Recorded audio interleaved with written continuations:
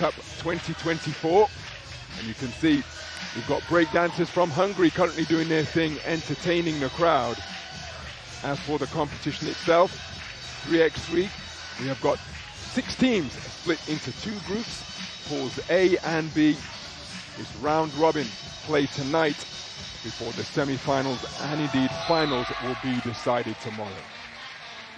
Well, my name's Ronald McIntosh. I'll be your lead commentator for this 3x3 extravaganza in the NEOM 3x3 Women's Cup.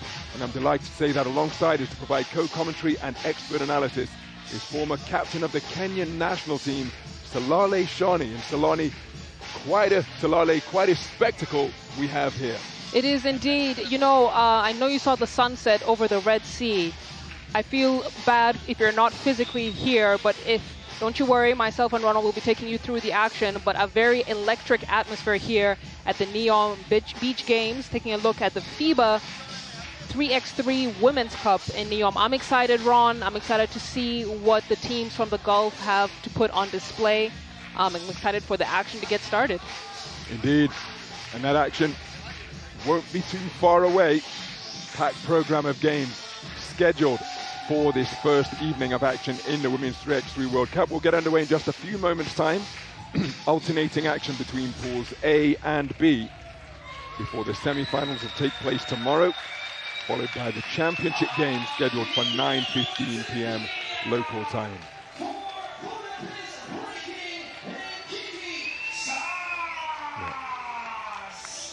So 3x3 from the streets and the playgrounds from all around the world to the elite stage of Olympic competition, and indeed here at the NEOM 3x3 Women's Cup in Saudi Arabia. It's the same culture that most players begin with: 1 basket, 1 hoop, 3 players on the court, 1 shot from 1 point from inside the arc, 2 points for a shot outside the arc. And let's give you a formal rundown of the rules, and so you know what's to come on this first day of action in the FIBA NEOM 3x3 Women's Cup. Welcome to the Beach Games for the FIBA 3x3 Women's Cup here in NEOM. We're beneath this magnificent marquee on the main court where all of the action takes place. If you're new to the sport, here's a rundown of the rules. Blink twice and you might miss it. This is a very fast-paced sport. It's 2 teams with 3 players each and 1 substitute on the bench. You can sub anytime on a dead ball.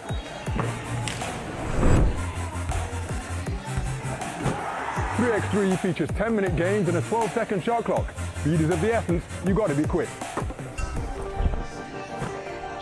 Just on time. The game is over when a team reaches 21 points or when 10 minutes are up. The team with the highest points wins. It's 1 point for a shot from inside the arc and 2 points for a shot from outside the arc.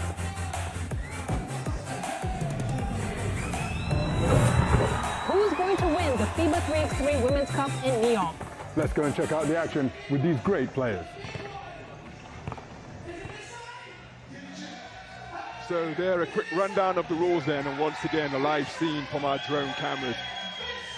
That marquee, a characteristic of the 3x3 World Tour, where the best players go all around the world, and they have literally built that venue from the ground up here in this futuristic city of NEOM, place which is fueled by the power of imagination. You've no doubt heard about the futuristic project of the Line and the NEOM Beach Games, very much encouraging sport from the grassroots all the way through to the elite level. Absolutely, and it's exciting to see the developments that are in store for this region here in NEOM. As Ron has just said, there's a futuristic development taking place. Many have told me that this is what Dubai looks like some years ago, and you know what Dubai looks like today, so you can just imagine the level of development that will take place here at NEOM. First time for me in Saudi Arabia. Loved the terrain, expected more sand dunes and saw mountain ranges, and that was a pleasant surprise for me. I don't know, Ron, what do you like the most about being here so far? It is absolutely spectacular. I'm no stranger to sport in Saudi Arabia with the amount of boxing that is taking place in this part of the world, but it's my first time in NEOM, and as you say, the drive from Tabuk was simply some stunning scenery. craggy rock faces, swooping mountains, and vast expanses of desert. It really has been a joy to behold, and then arriving at this oasis of elite sport, taking in so many events from so many disciplines. It's been a joy to behold, and the 3x3 very much at the heart of the NEOM Beach Games experience. So that is the scene. Nighttime here, just beyond or just approaching 7 p.m. local time, and the athletes who are arriving here at varying levels of experience. And to be playing on a stage such as this, that is going to be a brand new experience for some of them, and we'll see whether they will grow into that experience. Some could be intimidated or overwhelmed by it. And we'll bring the first teams out. Doha versus Muscat from Oman in just a few moments' time. That will be Pool A action, and the athletes preparing to be introduced here.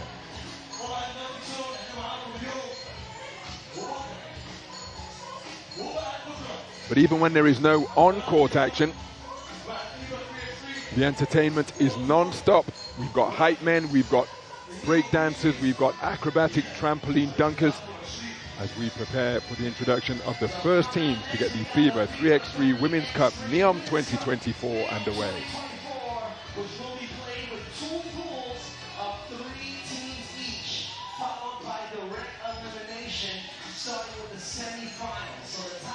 So as we explained during that brief VT, just under the size of a regulation half court, one heat hoop, 2 teams, 2 points for a shot beyond the arc. That'll be a 2-pointer, no fouling out, and after 16 fouls, teams are in the penalty, so it will be trips to the free throw line thereafter.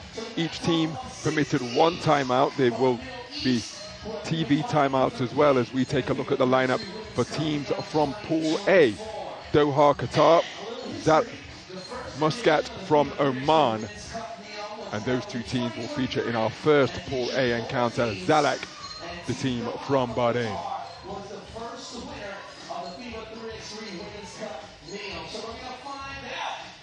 So the shot from high above the 3x3 marquee, the dry ice is being pumped into the arena, making an even more dramatic entrance for the players.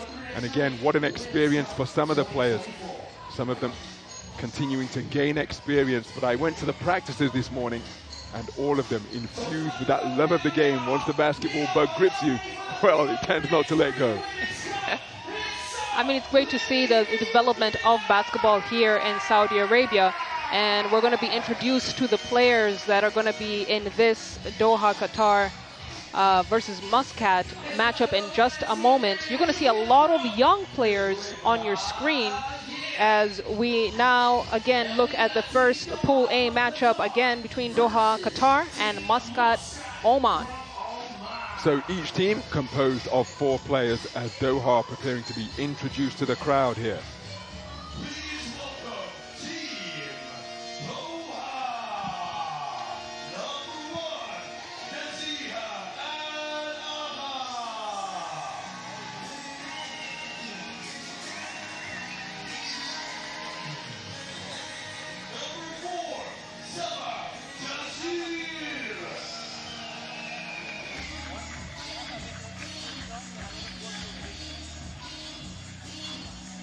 Number 2, Maya El-Khatib.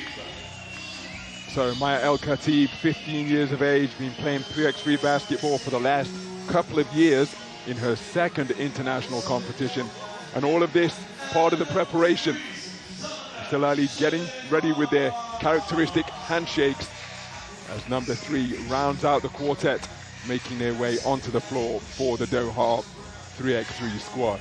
And this team right here is arguably the youngest squad in this entire tournament here at the NEOM 3x3 Beach Games. Like you said, got 15 years old in Maya El-Khatib and Naziha Alaka. But Dana El Sayed at 20 years old got some experience on her, as we now take a look at the squad from Muscat, Oman, probably the 2nd youngest team in the 6-team lineup that we have here in NEOM. Sada Al Sayed making her way out onto the court, 16 years of age. Noor Al-Karousi, also 16 years of age, her second international tournament at senior level.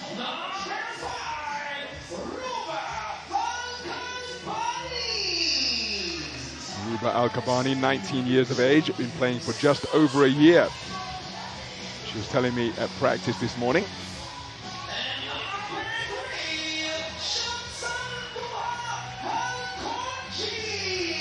Shamsal Dua Al-Konji, the 9th ranked Omani player. 3x3, even though it's a team game, much like tennis, the more activity there is, the more ranking points are required. And so these players seeking to work their way up first in national rankings and then gain greater repute internationally.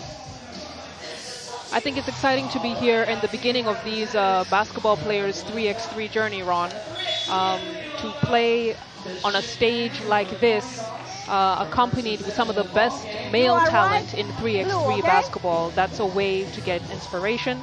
Now or overtime? Now? So the coin toss will determine who has the first possession.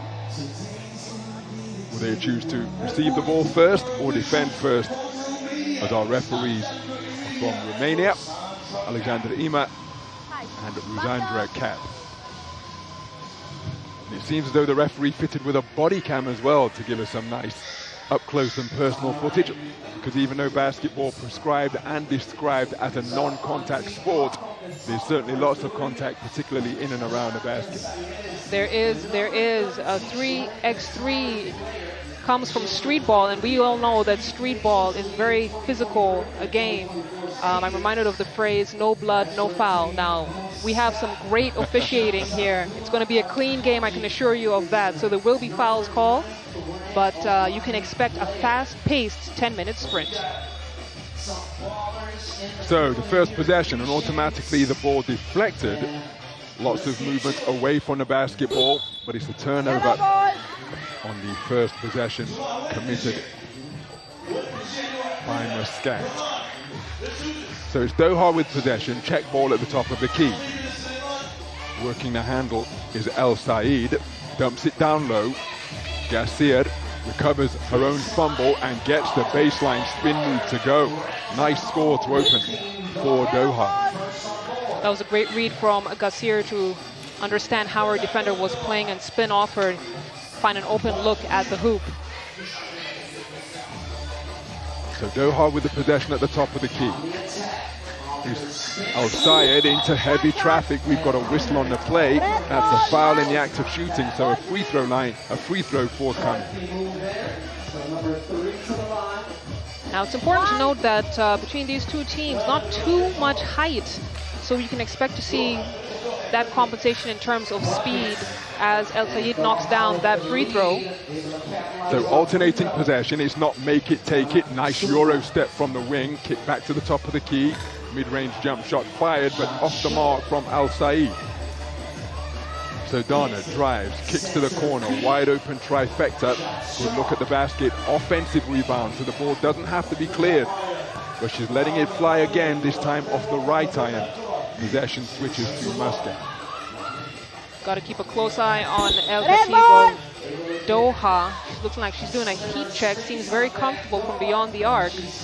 And once she gets warmed up, I can bet those shots will start falling down. So Al-Konji and a three-pointer from the top of the key just to beat the shot clock by Al Sayed. Off the mark.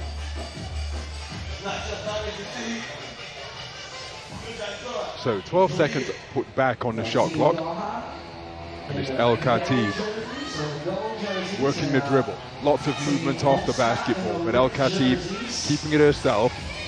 Top of the key is Dana, looked to speak baseline, but was double teamed by a pincer movement and a big two-point bucket from beyond the arc. Terrific shot making. In just her second international competition, El Khatib knocks down that two-point shot comfortably, and we talked about it earlier. We said keep a close eye on her. She was shooting those long twos with comfort, and you can see why. So spin move on the inside, off the iron. El Khatib, terrific all-round athlete, former footballer, tennis player, 2 older sisters. She stopped playing all of the other sports again because she was bitten by that basketball bug. So we've got substitutes poised to come in at any time on a dead ball situation, unlimited substitutions permitted, as El Khatib goes behind the back, being defended physically by Al-Konji. So at mid-range, Gassir offloads to El Khatib, offensive rebound secured by El Sayed, spinning in traffic, high off the glass, count the basket, and a trip to the free throw line forthcoming. Terrific work down in the low post, demonstrated by Dana El Sayed, operating like a surgeon down there. You can see that Doha's players are very comfortable with those one-on-one situations. The ability to create for themselves and find an open look at the basket is looking good for Qatar. Unable to complete the 2-point play from the free throw line. Ball still live, and it's Dana El Sayed who clears the 2-point line. Going behind the back, keeping the hand alive. Beautiful backdoor cut, and that is beautiful 2-player basketball. The finish provided by Gassir. For someone who just started playing 3x3 in 2022, she is doing a fantastic job of creating shots for herself and creating for her teammates. So offloading off the iron from Gassir. So Muscat still in search of their first bucket. Oh, trying to thread the needle from the wing was Al-Kalbani, but unable to find the intended receiver. Ball deflected out of bounds, and there you see the value of a deflection, because only 3 seconds left on the possession, and in that short space of time, Muscat have got to try and fashion an open shot. Not much time left on the shot clock. Decisions have to be made, and they have to be quick. So good look at the basket, rebound secured by Dana El Sayed, who clears the defensive ball. El Khatib working, ball pushed out of bounds. 3.9 seconds remaining on the shot clock. No, it's a change of possession, excuse me. So shot clock set back to 12.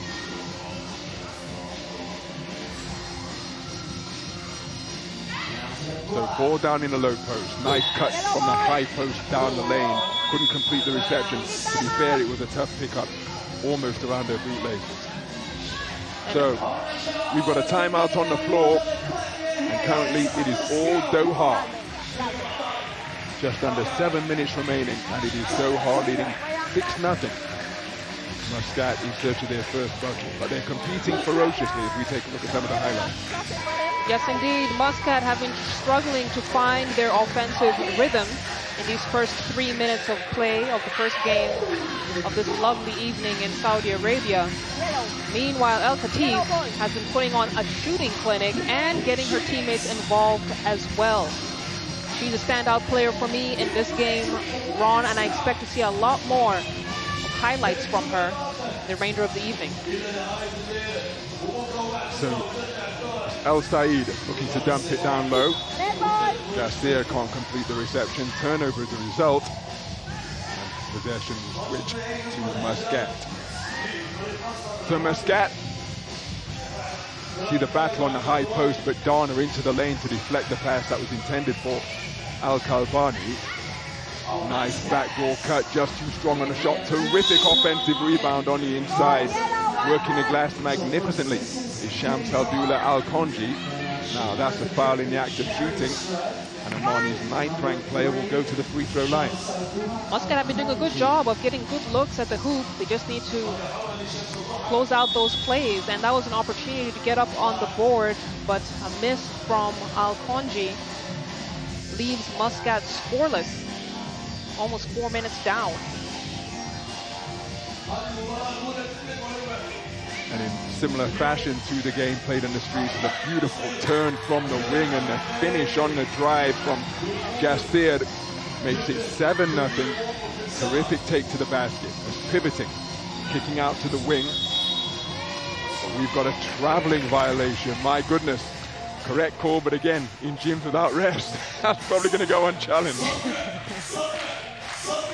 I mean, again, Muscat are doing a good job of, you know, moving around and just not able to finish up their plays with baskets.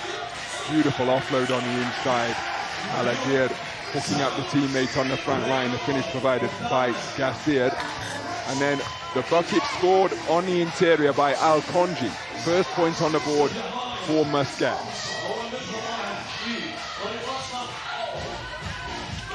So in the lane, beating the shot clock was Gassir. At the corner, two launched and landed. Terrific stroke from the corner by Al-Konji. Al-Konji getting warmed up. Scored all of Muscat's baskets so far. And El Khatib, who was out of the gates very hot, has cooled off a little bit as Muscat, Al-Konji going all the way. She gets that basket to go. 4 points in a row from Muscat, all from the hot hand of Al-Konji.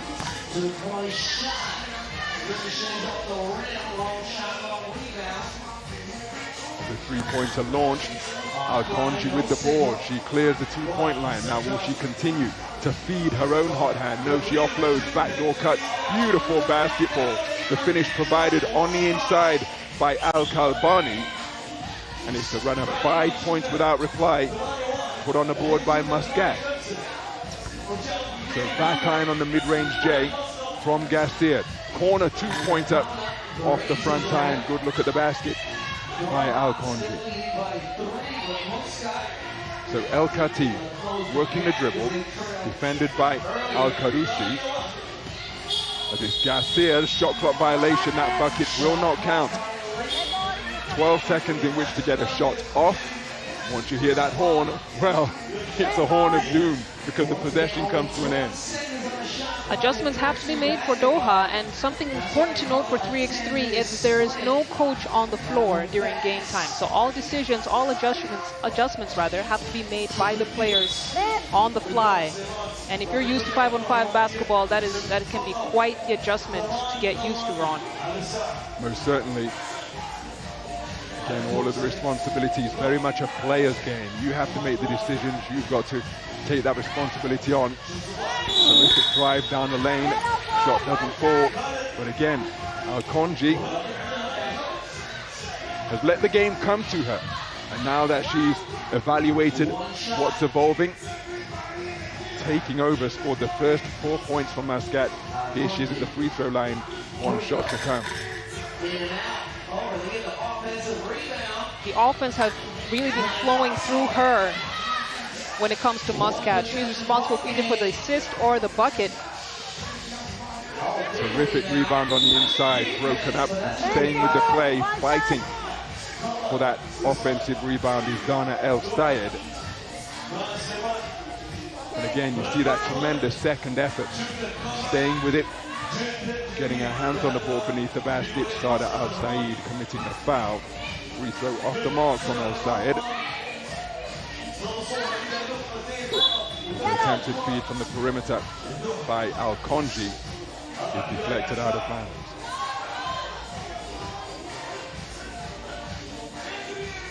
So just over 4 minutes remaining, just 2 points the difference between the teams.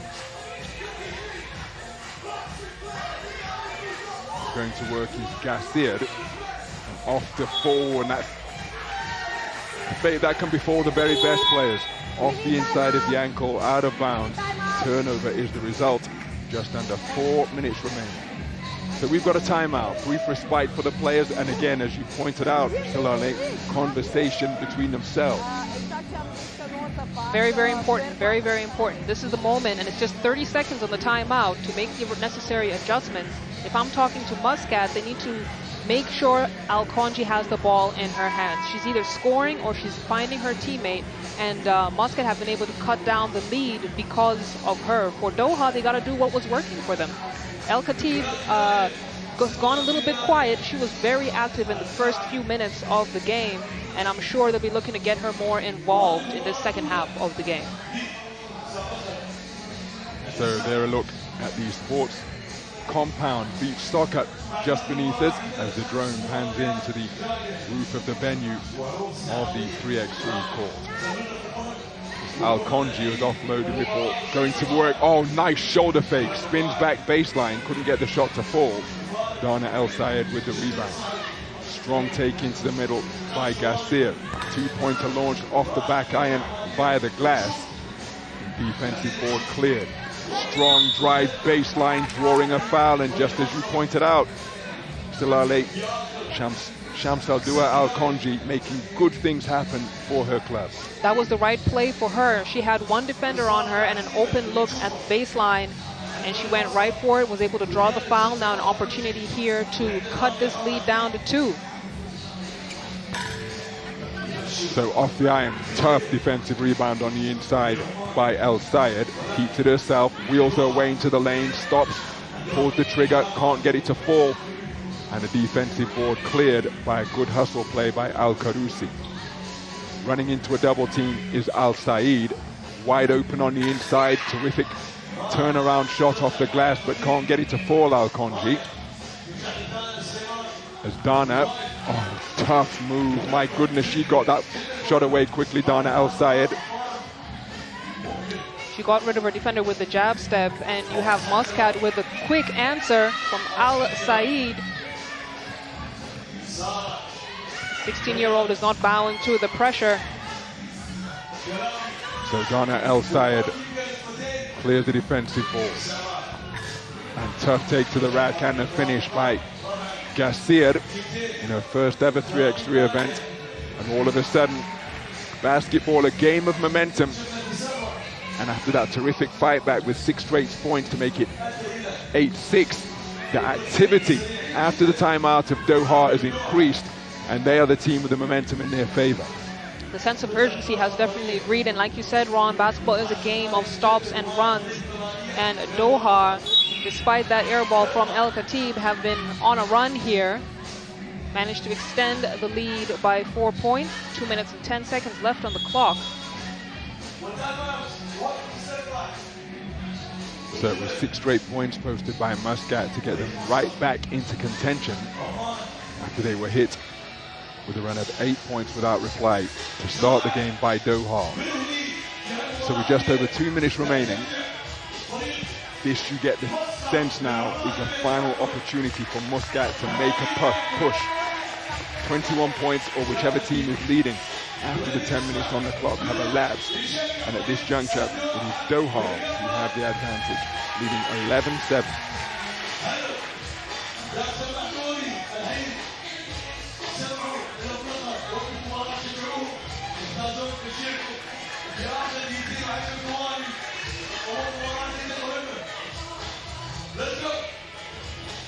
So it's Al-Konji from the perimeter, hustling after the offensive rebound. With great alacrity was Al-Kalbani. Got a hand on it, just couldn't secure possession for a team. It's the aggression her team needs, however, as Al Sayed. Terrific D down low. Al-Konji blocking that shot from Dana El Sayed as the 2 number 3s went head to head. And that's an example of the physicality. In a 5-on-5 game, that might have been called, but 3-on-3, you got to play through it. Got to play through it. You got to play through that contact. While everybody's left the basketball, resulted in a wide open 2 off the dribble for Mayrami El Khatib. Couldn't find the range, but a good look at the bucket.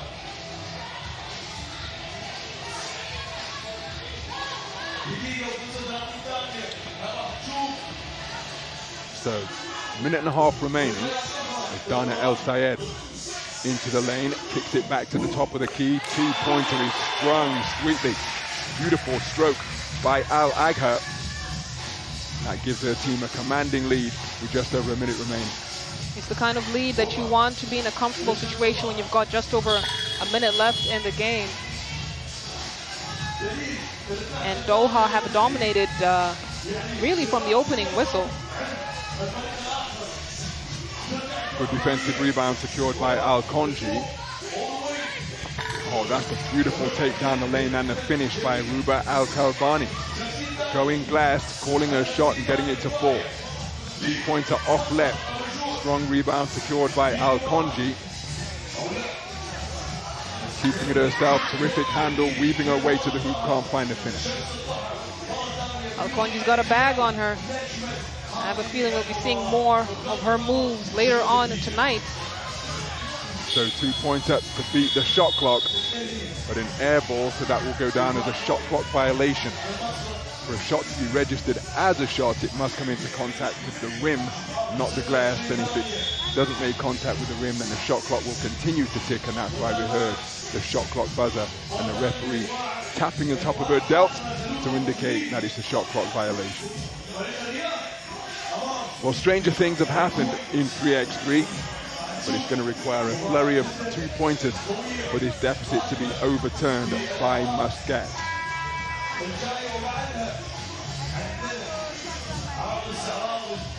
But again, it's pool play. So they're going to require whichever team comes out on the wrong end of the result from their perspective, they're going to have to keep their heads in the game, because they will go again later tonight in Pool A play.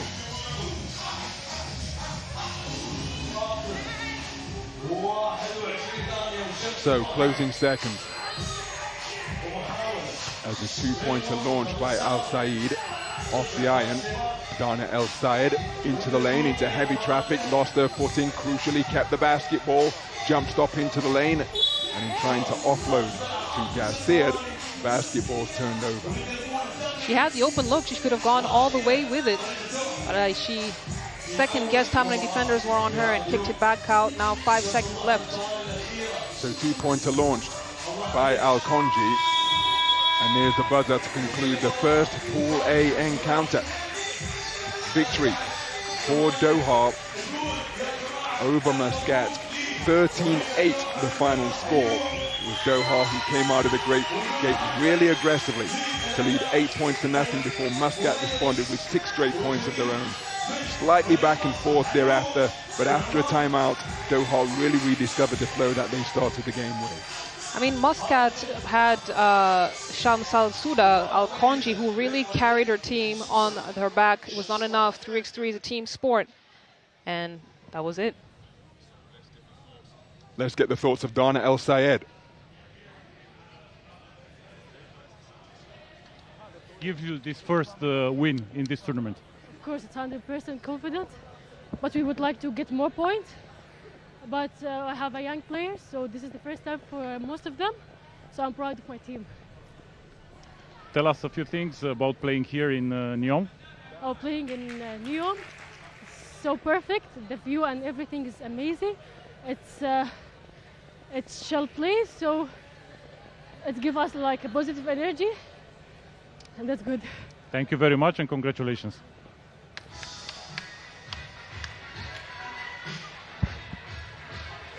So wonderfully conducted post-game interview by Dana Al Sayed, who was crucial to the team victory earned by Doha, Qatar, as we take a look at some of the highlights. This game started with Doha coming hot out of the blocks, and that was led by the efforts of Maya El Khatib. At just 15 years old and only her second international competition, she was putting on a show, showing off her bag, hitting shots from beyond the arc, and getting her teammates involved. Doha were off to the races, and then Muscat suddenly came to life at the hands of Shams Al-Duha Al-Konji. Ninth ranked in Oman, she had 3 straight buckets and was able to cut down the lead that Doha had. But at the end of the day, it was the team play that won for the defending champions of the FIBA 3x3 Women's Cup here in Doha. Different personnel, of course, from the squad who entered last year, seeking to continue the success enjoyed at the previous edition. So there towards the bottom of the screen is the beach football venue, and again, Red Sea just to the right of the venue as we prepare for Pool B play next. They're the teams that comprise Pool B. So it's Riyadh from right here in the Kingdom of Saudi Arabia against Kuwait City from Kuwait.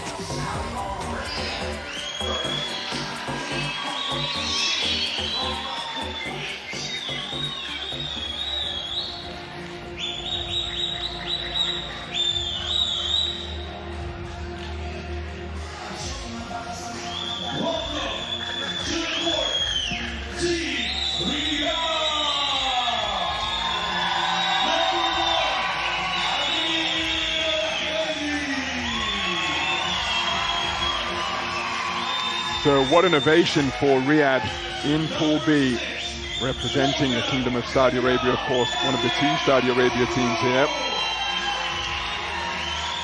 A player nicknamed Kuku, Kauta Kayat, wearing number 6, formidable presence on the inside. Riman Al-Hamadi into the arena here.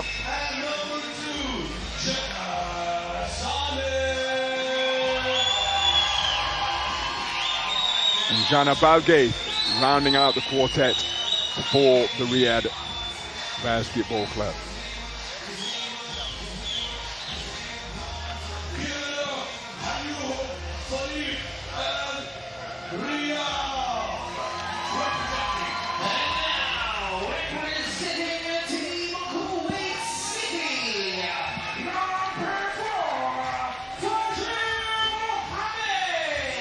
So into the arena of Kuwait City. Fajr Mohammed in just her second 3x3 event.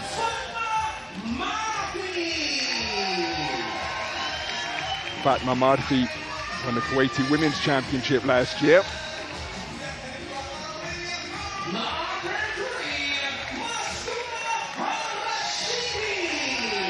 Mastuda Al-Rashidi won the Women's Open Tournament 3x3 2024, ranked 70th in Kuwait.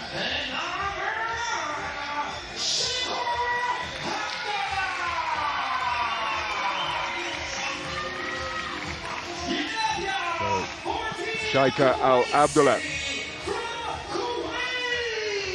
ranked 10th in her nation, near the 4 on the floor for Kuwait City. So it will be the usual protocol of the pre-game coin toss to determine the first possession.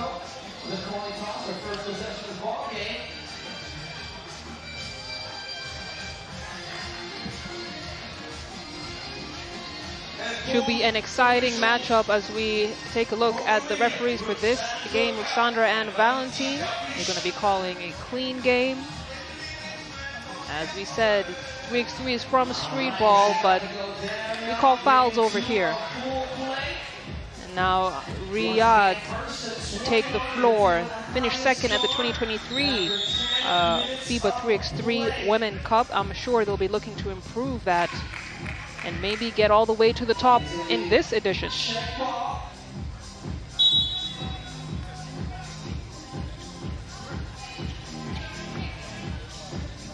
So first possession then, ball out beyond the 2-point line, working the dribble.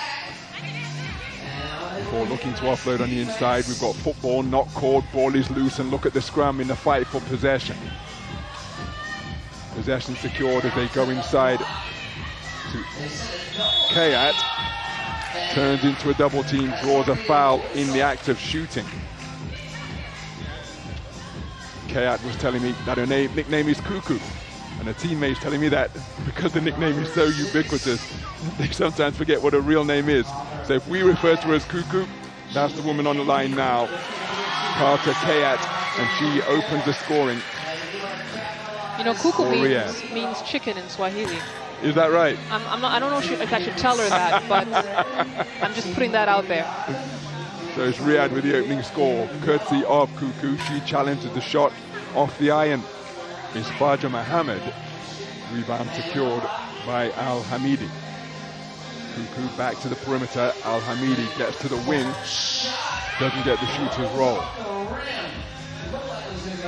And you can see this is a very fast-paced start to this matchup between Riyadh and Kuwait. A lot of energy on the floor. A lot of teams sometimes need to shake off the cobwebs. Not the case in this one. So Jana driving, stopping on a dime, too strong off the back iron. Rebound secured by Al-Rashidi. Al-Rashidi working the handle, dumps it down into the post, or attempts to, but miscommunication between she and Fajr Mohammed. Turnover is the result.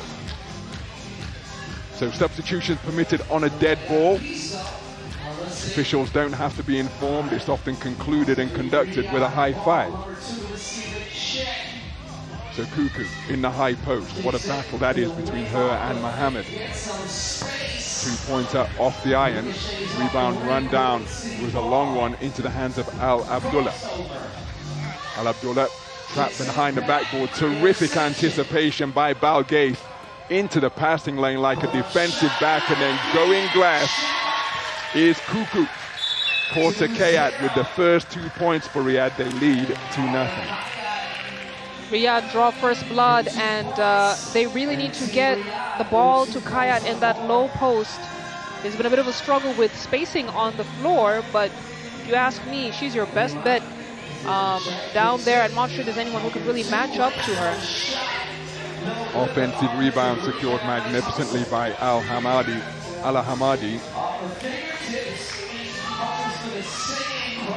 Shot clock continuing to tick. Cuckoo sees that, turns, fires off the top of the backboard, and shepherded out of bounds by Fatbat Marafi. Cuckoo seems to be a fan favorite in this arena. She touches the ball and everyone's on their feet. So I'm sure we'll be seeing a lot of action from her, as Riyadh with the only points up on the scoreboard, 2 to Kuwait City's 0 points. Well, at the 3x3 event in Manama last week, Team Riyadh made a little bit of sporting history for Saudi Arabia because they were the first team to win a 3x3 event at that particular level. And so that will have resonated and reverberated across the entire nation, and hence Cuckoo's popularity. She was an MVP at a 3x3 event as well, in the tournament where they didn't receive a medal, but such is her prowess. She said she was lining up to be a goalkeeper in football when the basketball coach came to the football tryout and said, no, no, no, you're coming with me. And here she is now, one of the best players in the region. Cuckoo, MVP in Doha. We've got an offensive foul. Well, we said it's a physical battle between Cuckoo and Mohammed, and it was Mohammed called for the offensive foul there. That's going to be 2 team fouls for Kuwait City. So Cuckoo passes out of a double team on the perimeter. Oh, crossover from the wing. Tough take to the rack by Al Hamidi. And here we see it again. Nice jab step to the right, swinging back to the left. There's Al Hamidi. He rotates it to Al Hamadi. Staying with it on the inside is Cuckoo, but the defensive board cleared by Marafi. Corner J is canned, and the first points on the board. Faja Mohammed with Kuwait City's first score. So 2-pointer from the wing is off the mark from Al Hamadi.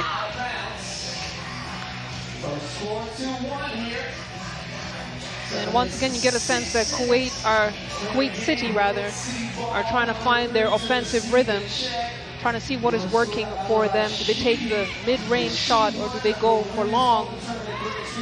I think them attacking and going straight at their defender is their best bet. So Cuckoo in a little 2-player exchange between herself as she gets it back on the beautiful give and go. What a play between Balgace and Cuckoo. Score an instant riposte from Kuwait City. Abdullah with a nice finger roll finish, making sure that Riyadh doesn't get too far away. Still a 1-point game here. And it's a shot clock violation. Terrific D. Disrupting the attempted offense of Riyadh. Turnover is the result. Possession belongs to Kuwait City. They will have the basketball when we emerge from this timeout.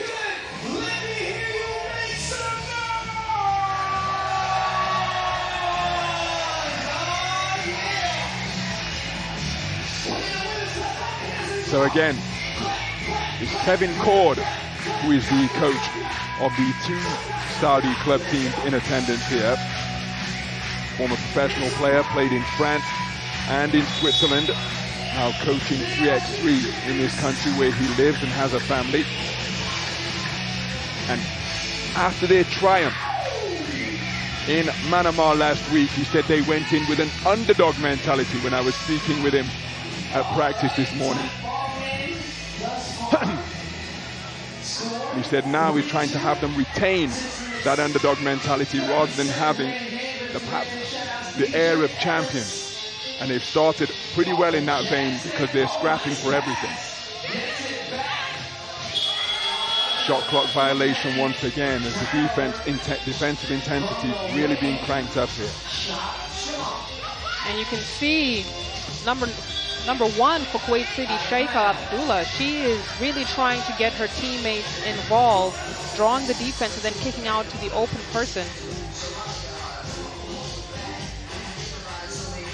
I think we want to keep a close eye on her in this game. So 2-pointer off the step back is rattled home. Big bucket by Riman Al-Hamidi. Participated in the NEOM Beach games here last year. It was a deep 2-pointer launch off the back iron via the glass. They dump it inside to Mohammed. Turnaround J over the top of the defender. And it's still an offensive rebound over the top of the backboard. And the ball out of bounds. You know, with Kuku on the bench, Kuwait City do have a good chance of getting at the hoop and playing more in the low block, but she is back in the game. And with that height advantage, Kuwait City might have to look to shoot more instead of taking it all the way to the hoop. Athletic drive into the lane from Balgate. Doesn't get the shooter's roll. Rebound secured by Marafi. To the wing, looked at the bucket, did Al-Rashidi, didn't let it go, but no hesitation. Back to a one-possession affair. 2 points the advantage for Riyadh. It was a great shot from Fajr Mohammed. And again, we're starting to see Kuwait City come alive. Just halfway, it's about halfway through this game.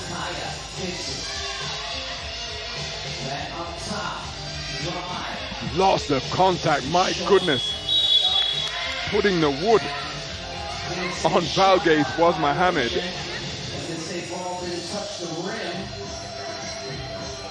And Balgate putting her perspective across to the officials. But it's been called a shot clock violation. But we said basketball may not be a collision sport like rugby or gridiron football, but it's certainly a contact sport, and there was lots of contact there on that drive to the bucket. No foul call. As Balgate pounding the ball handler, Al-Abdullah. Getting to a spot and drilling the mid-range J. It's Fatma Marafi. Good team basketball. Back to within one. Good team basketball from Kuwait City. Almost all the players now have gone up on the scoreboard.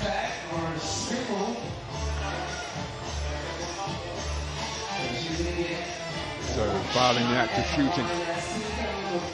Sends Kuku to the free throw line.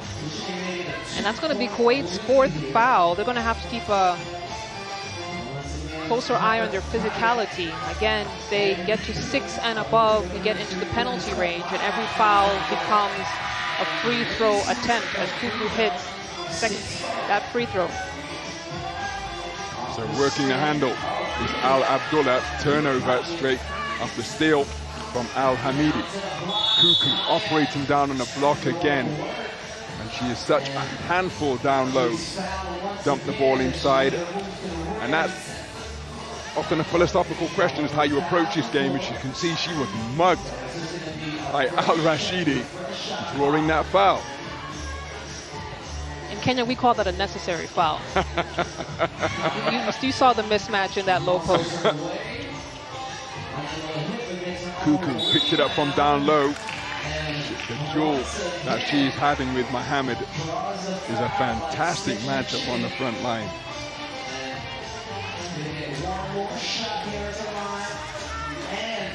So Kuku, the scorer of the last Riyadh bucket from 15 feet away.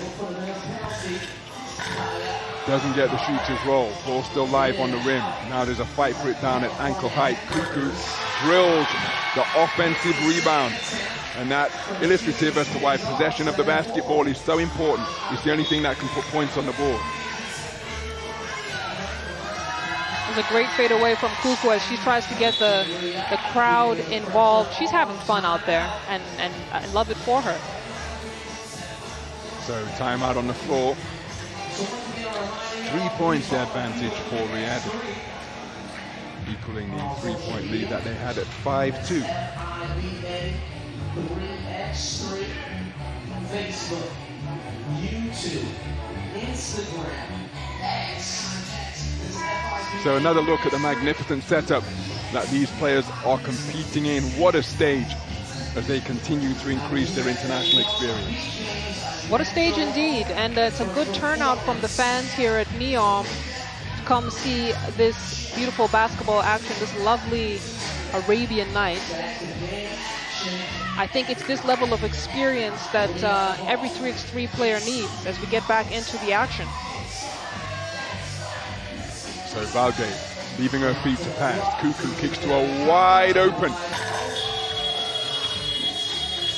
Al-Hamadi couldn't find a range, but a good look at the basket, but no such difficulties on that corner. 2-pointer, drilled confidently, and it's the largest lead of the game for Riyadh. They're up by 5. Valgate working the handle. Kuku making herself available on the wing. Goes glass, and Riyadh on a roll. They have posted 5 points without reply to lead by 6. And Kuku hits the too small.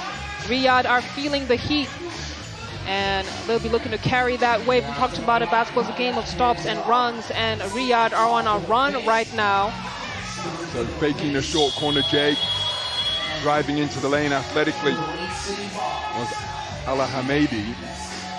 2-pointer launched, but off the back iron from Al-Rashidi.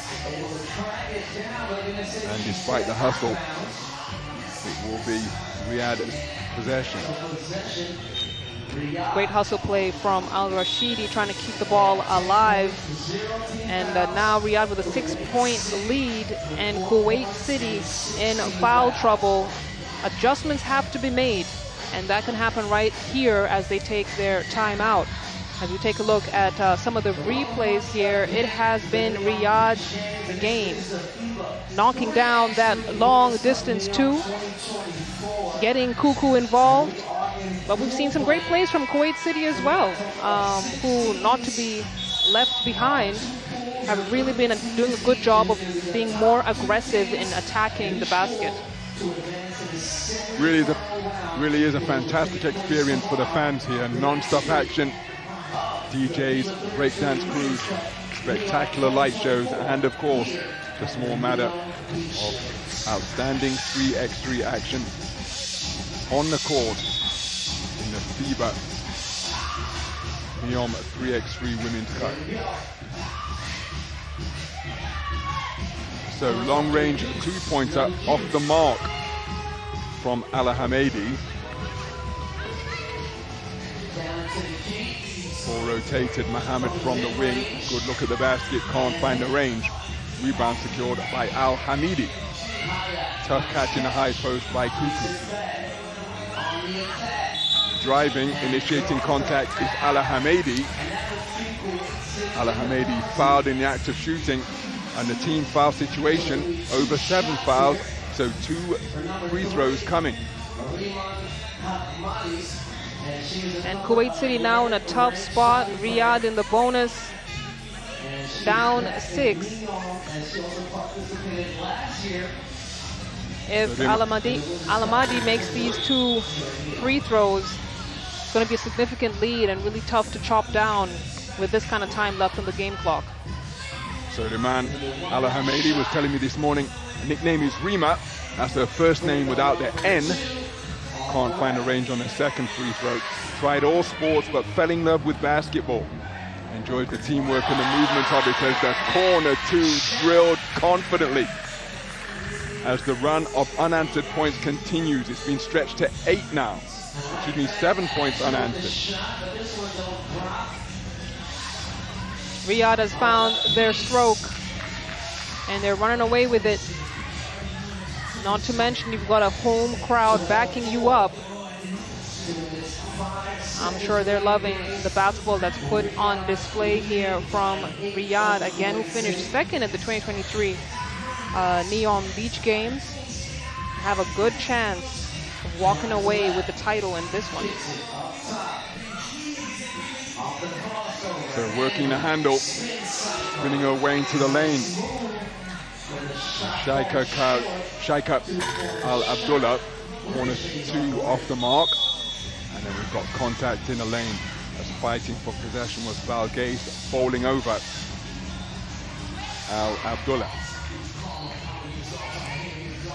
But they're made of tough stuff, 3x3 basketball players, as we've been at pains to describe. This comes from the culture of when you've only got the money to rent one hoop or something else is going on at the other end. You call your own fouls in 3x3, but here we are in the elite stage of the 2-pointer launch, but off the mark, dumping it down low to Cuckoo. Easy pickings from the perimeter into the paint, and Cuckoo with the score once again to make it a run of 8 points without reply. The lead is 9. Then the offensive board from Al-Hamidi makes it really difficult for Kuwait to cut down this lead if they're letting Riyadh get those second chance points. Mohammed works the dribble. Defensive rebound almost secured by Cuckoo, but possession will be retained by Kuwait City, and that testament to the hustle of Mohammed. Fired the shot, chased it down, didn't let Cuckoo rebound the basketball without challenging it.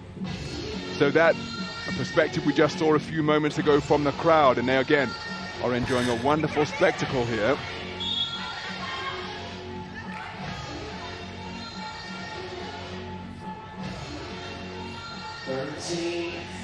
Just over a minute to go in this matchup. Riyadh with a commanding lead, 13-4. Cuckoo now with the ball at the elbow. So with the shoulder check, taking it to the chest of Mohammed, into the lane, fashions herself to get a shot away. Mohammed almost secured the defensive rebound, and in fighting for possession, Doha, Kuwait City, had drawn a foul. But Riyadh has used their fouls judiciously. Only 3 committed, despite their physicality, as Cuckoo with the defensive board, working the dribble, offload off the drive to the lane into Cuckoo.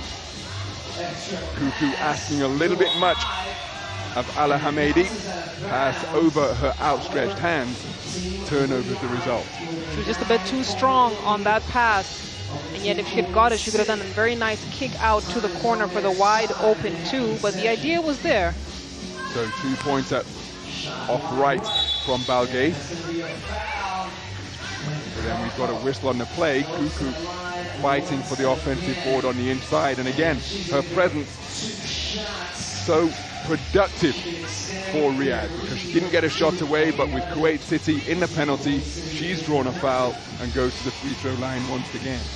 Cuckoo really is the key for success for Riyadh. With her height and size, again, on that low post, she needs to be making buckets or drawing fouls. And looking at her efficiency from the free throw line, she might be well on her way to being MVP at this tournament as well.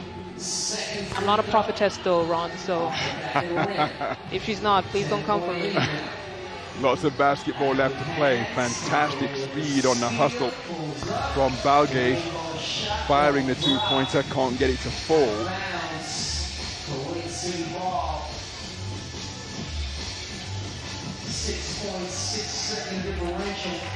Balgace been playing basketball for 5 years, a pro for 3 years, pro with the Etihad club in Jeddah. The 2-pointer launch from the wing, off left. Defensive rebound secured by Al-Hamidi. Spinning off the contact cleverly. lots of contact. As Valgaith winds up on the court, that concludes the basketball game. And it is a double-digit margin of victory for Riyadh as they prevail over Kuwait City. 14-4 the final score, and they end it with a run of 9 points without reply. They found their chemistry, and as you'd imagine, the team from right here in Riyadh, Saudi Arabia, popular winners with the fans in attendance here at the 3x3 venue. The fans love to see it, and so do we. Riyadh took the lead from the get and maintained it throughout this game, especially from the support of that player on your screens right there, Kuku, also known as Qadir Kayaks. So some of the highlights from a fixture in Pool B, which was competitive in the early exchanges. Riyadh scoring the first 2 points, Kuwait City responding to trail just 2-1 and 3-2. But then Riyadh began to find their rhythm, and that player was crucial to it, Kuku. They were indeed. Kuwait City just weren't able to see where the advantages were for them. They had some good looks at the hoop. They weren't able to connect on a lot of their attempts, unfortunately. And Kuku was putting in work in that low block. Add some clutch 2-pointers for the team from Saudi Arabia, and Kuwait City did not stand a chance in this matchup. And Riyadh can walk away with their first win of the day. They will be playing again later, so you better stick with us. They'll be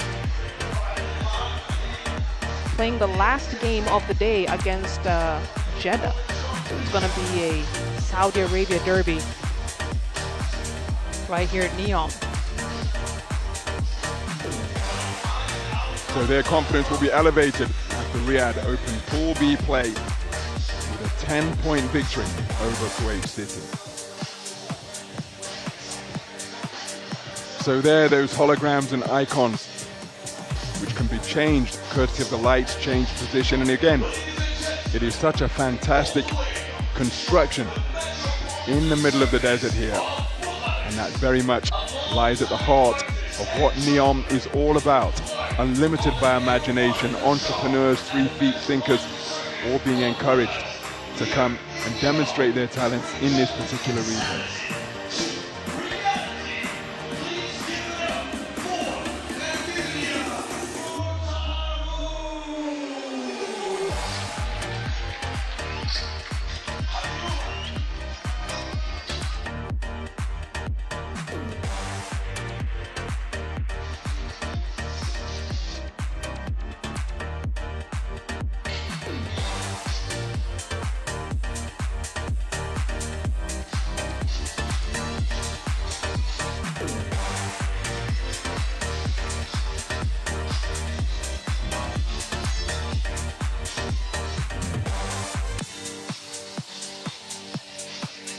So even though there's no on-court 3x3 action at present, the on-court entertainment does not stop in 3x3 basketball. Very much a celebration of the culture and lifestyle that goes with the game. Non-stop entertainment for the fans in attendance.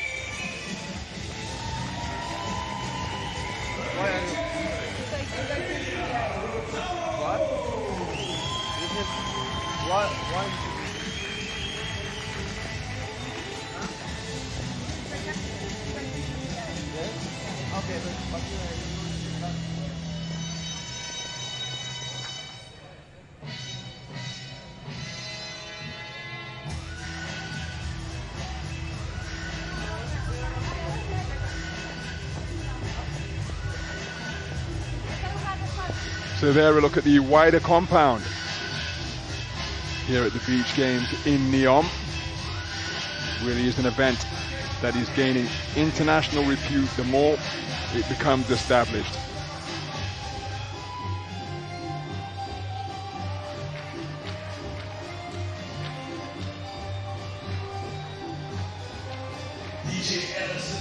The 2024 edition of the NEOM Beach Games has got high performance athletes from all over the world. Range of sports being contested here, including FIBA 3x3. We've got international climbing in the mountain region, the Beach Soccer Cup, open water swimming, triathlon, and the NEOM Titan Desert, dubbed as the toughest mountain bike race in the world. Over 200 men and women from around the world taking part in that four-stage event here in NEOM, with each athlete cycling between 80 and 120 kilometers per day. And I wonder, as we prepare for further action in Pool A, but I wonder, Salale, whether those mountain bikers will be able to enjoy the scenery that's around them, or whether they're going to be locked on the track that they have to navigate. As someone who has cycled quite a bit, you do have some time to look around, but you know, when you're doing off-road cycling, you also got to keep your eyes on the trail, or you might get bumped off your bicycle. No such rocky terrain here on the half court of 3x3 basketball as we prepare for more Pool A play as Zallaq from Bahrain prepare to make their way into the arena for their first fixture of the evening. Hessa Al-Jabba played in the FIBA 3x3 World Cup in 2017. Aya Kamali, just 16 years of age, very active with the senior teams this year.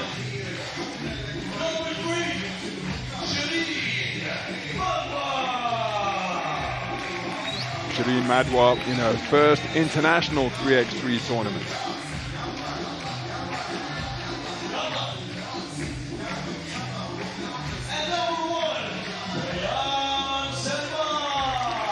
And Bayan Salman, the second-ranked player in Bahrain, 19 years of age. They're the quartet for Zallaq. And here's a fun fact for you out there. We had a shoot with the Zallaq team a couple of days ago. Or was it yesterday, Ron? I think it was yesterday. And they were a fun group. Indeed. Very energetic, lovely ladies, as we now take a look at the Muscat lineup. Muscat out for their second game in a matter of minutes. Jeddah Al-Said out from behind the dry ice once again.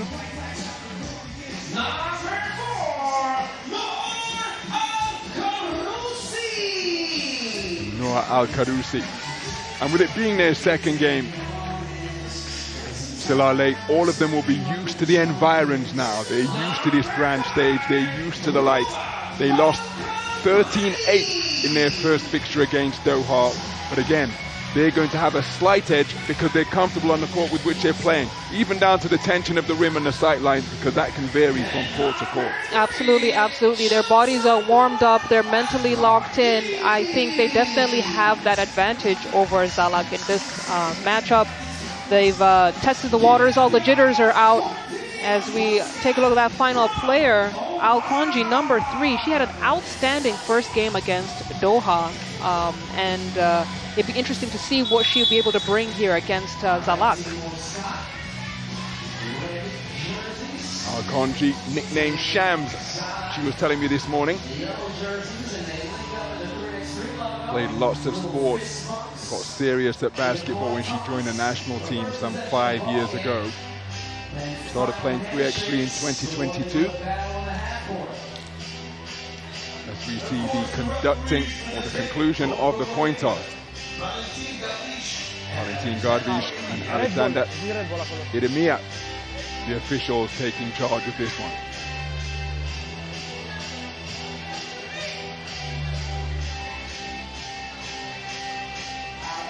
It's interesting to see the pedigree that is in Zallaq's team. the star power that they have. You know, you can never downplay World Cup experience, and Zallaq has that in their number 4, Hessa Al-Jaber.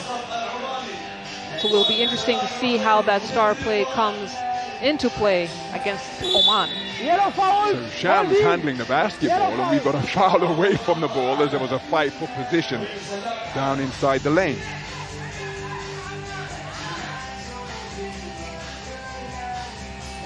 So Shams spinning out of a double team into the lane. Was Madwa to pick the basketball off. Two-pointer launch without hesitation from the wing by Al-Karousi. They dump it inside. Spinning away through the paint and drawing a foul is Shireen Madwa. And you look at all that contact on her, and she still managed to keep the ball in her hands. It's a strong player right there, and she earns a trip to the free throw line. So 1.4 free throws, 15 feet away. Shams with the rebound at knee height, looking for the cutter down the lane.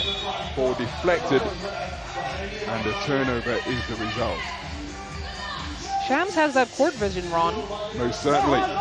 And again in 3x3, almost got to be a Swiss Army knife and be able to do a little bit of everything. What a drive down the lane from Bayan Salman. Couldn't find the finish, and we've got an offensive foul as Shams got physical with the rock on that take to the rack. It's going to be Muscat's second as we take a look at that replay once again. Illegal screen set. Feet were still moving when she went to set the pick.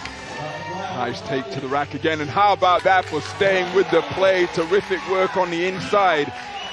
The offensive rebound, courtesy of a strip from Kamali. Beautiful reverse lane and a quick response from Shams with the runner. So getting the shooter's roll is Kamali. Aya Kamali with a short range step back off one leg. Shams used their dribble, needs the receiver. Two-pointer launch. Did she call bank? My goodness. Noor Al-Karousi finding that the bank is open, looking to respond instantly. Well, Salman. Now, is that a 3-second violation? You can't stay in that rectangular area around the basket for more than 3 seconds. Mixing our sporting analogies for a moment, that's like goal hanging in football, not permitted in basketball. You simply can't set up camp there and hang out. But I don't think I've seen that call made very often in 3x3. And you know, in 3x3 you also can't have your back to the basket for more than 3 seconds, backing down your defenders. So again, another 3-second rule you have to keep in mind as Shams tries to make her way off the mark on that one. Zallaq looking to punish. Oh, terrific activity on the boards once again. Two-pointer from the top of the key is drained, but we have to give credit to Aya Kamali, who secured that rebound, kicked it to a wide-open Bayan Salman, who made no mistake on her two-pointer. So that shot attempt counts. Long range one, foot was straddling the line. Off the mark is Bayan Salman. Two-pointer launched over the iron, and it's Salman with the rebound. Nice Beautiful find. two-player basketball, but unable to find the finish is Al-Jaber. And we've seen that quite a bit tonight, Ron. We've seen some great plays on display, but then the execution, the finishing, getting the basket is where teams have struggled to excel. And it's interesting, and watching Team Muscat in practice this morning, their coach Wafa Zagdood, she was putting them through their paces on the half-court practice, just a stone's throw away from here. And she was saying, if you want to do well in this tournament, you're going to have to fight. And as evidenced by forcing that loose ball, this a team of scrappy street fighters looking to keep themselves in contention. Talking about fighters, Aya Kamali's got her game face on. And remember, a lot of these players are very young. Kamali, 16 years old from Zallaq. At Muscat, 2 players who are also 16 years old. And this is the first international tournament for many of these 3x3 players. Oh my goodness, Bayan Salman knocks it down with a hand in her face. Under pressure from the defenders and a shot clock buzzer that was about to sound, but she did not hesitate as she got to her spot at mid-range, hit the pull-up, and how about that for a beautiful take to the rack by Aya Kamali, as the lead is now 5. I'll count the basket.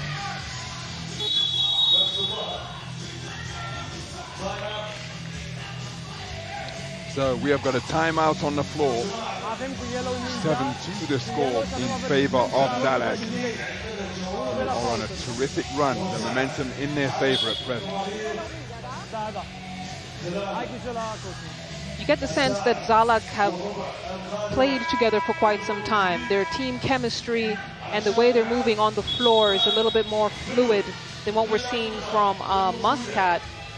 Shams has been playing very well, but her teammates have to come in and support her. Right now we've got a 5-point lead for the team from Bahrain. And to your earlier point, Salale, 3 teenagers supporting Shams. Shams, the experienced veteran on the squad. But they are gaining invaluable experience. Terrific double team produced by Madwa and Salman. That pincer movement forcing a turnover. Bulldozing away into the lane is Al Jabba. Al Jabba drawing that foul. Quick substitution for Zallaq. And it's a trip to the free throw line for Hessa Al Jabba.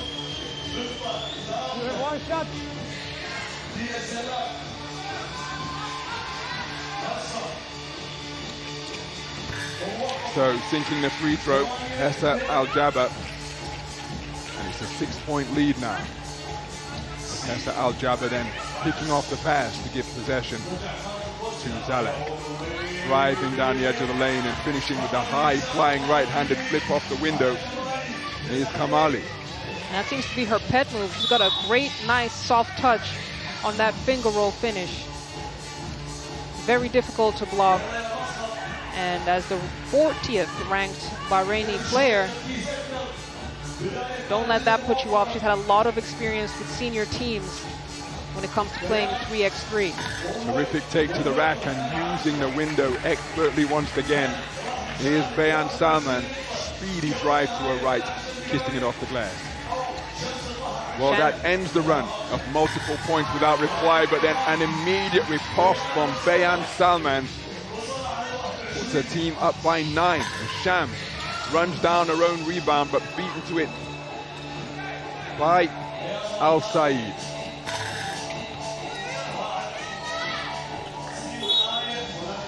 And it seems the energy has gone on up a notch for both sides. But it's still Zallaq with a 9-point lead. And their team basketball is just a bit tough to stop for Muscat. So Shams driving. Nice up and under and a beautiful composure. Piece of composure demonstrated on that baseline score. Shams with the bucket.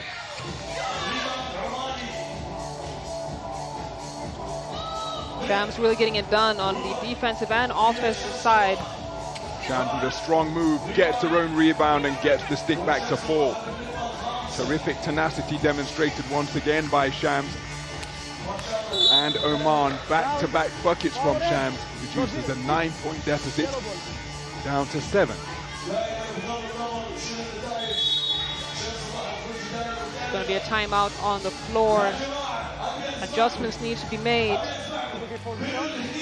And Ron, if you're Muscat, what do you think needs to change in order to cut down this significant lead that Bahrain has? Well, they're getting themselves good looks at the basket. But what Zallaq have demonstrated is the ability to counter quickly, to make it very difficult for Muscat to get any momentum. Shams did a good job developing some of that with her back-to-back scores to turn the 9-point deficit and cut it down to 7. But throughout this game, Zallaq have put points on the board very quickly indeed. So fans of all ages in attendance here. And again, the NEOM Beach Games seeking to provide inspiration for the next generation. Bodies hitting the deck in the fight for possession.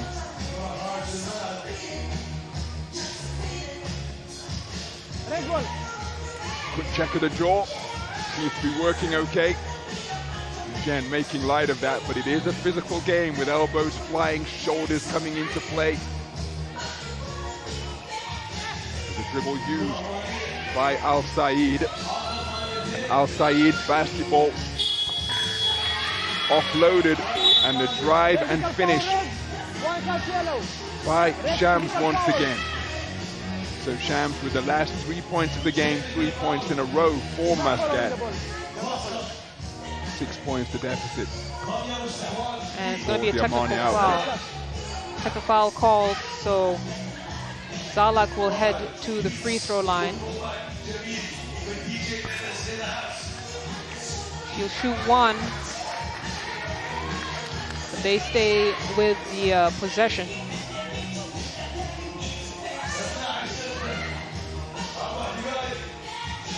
So Al-Jabbar rotating, quick drive into heavy traffic once again from Bayan Salman.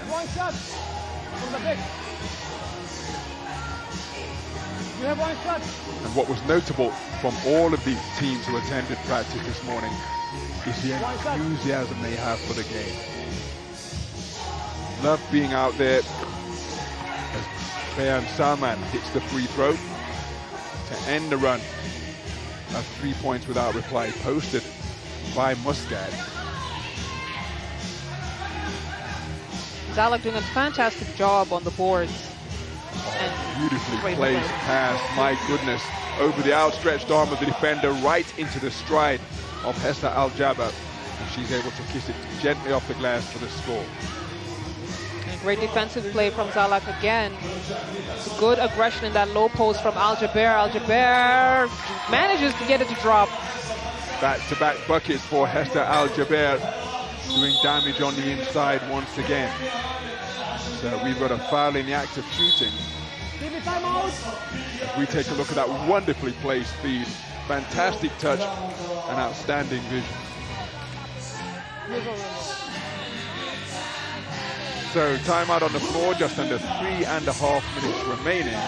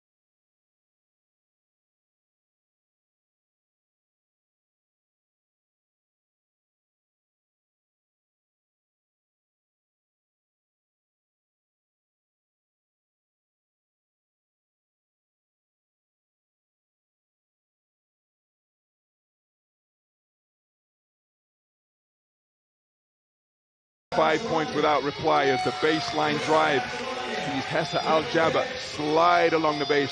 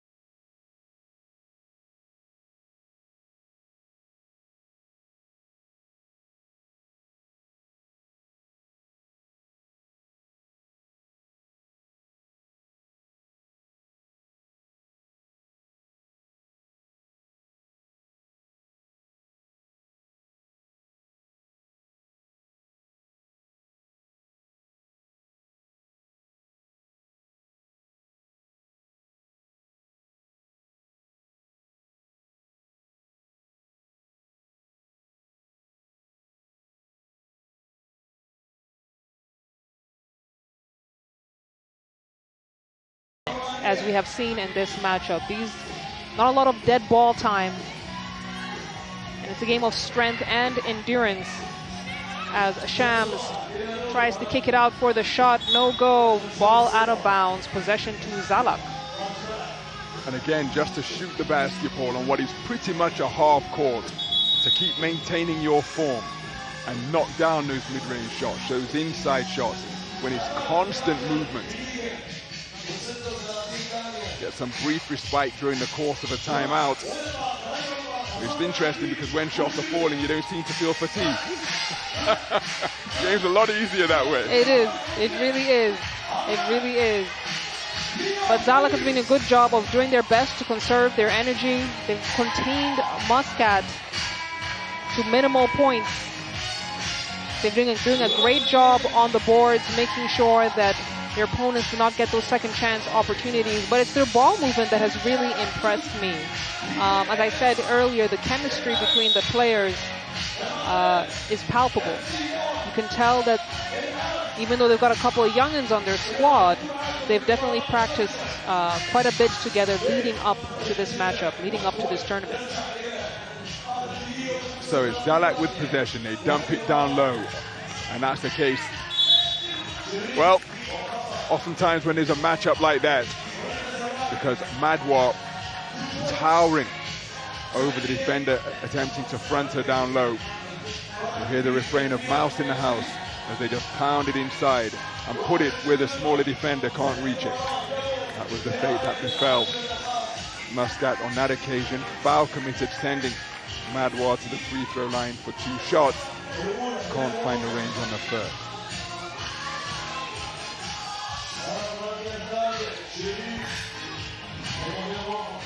So the rebound secured by Shams. She now has a size advantage over Salman. Terrific take down the lane and getting the shooter's roll off that slice to the bucket. Or Muscat. 2-pointer launch off left from Al-Karousi. 2-pointer launch from the perimeter. Can't find the range, Kamali. Again, understand why 2-pointers are the order of the day now for Muscat, trailing by 8 with less than a minute remaining. Disruptive defense. Sees the defensive rebound cleared by Shams. Salman rotates it to Kamali. They dump it inside once again.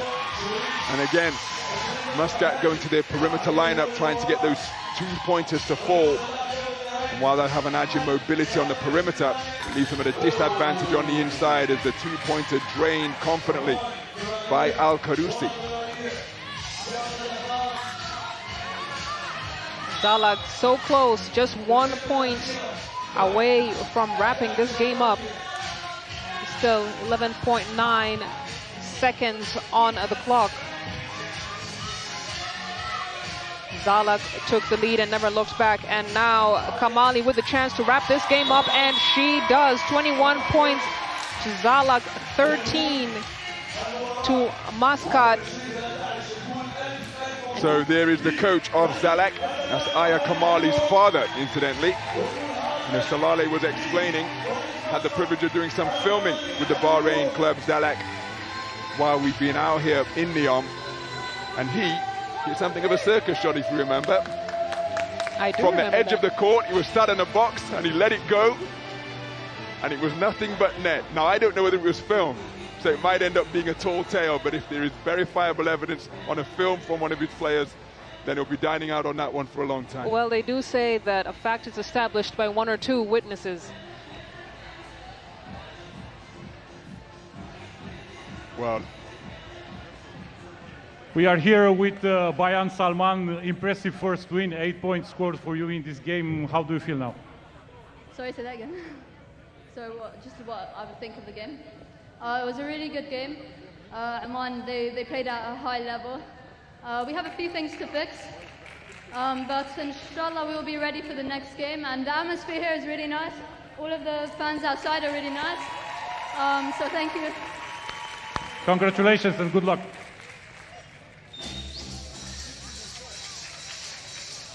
All right. We got more giveaways for you guys. so Bayan Salman with her immediate post-game thoughts after that victory by Zallaq, reaching a 21-point winning post with just 7.4 seconds remaining. Terrific performance by them. Terrific performance indeed by the team from Bahrain. Again, we've seen a team take a commanding lead and never look back.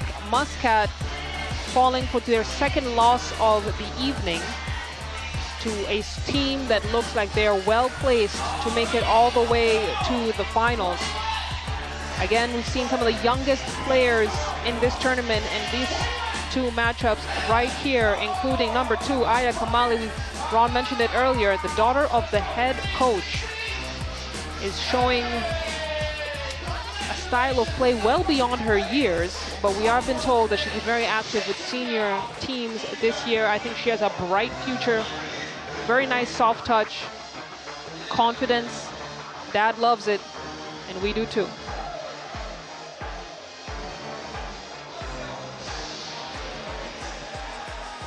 And that will wrap up the third game of the evening, but don't go too far. We've still got 3 more matchups for you coming up.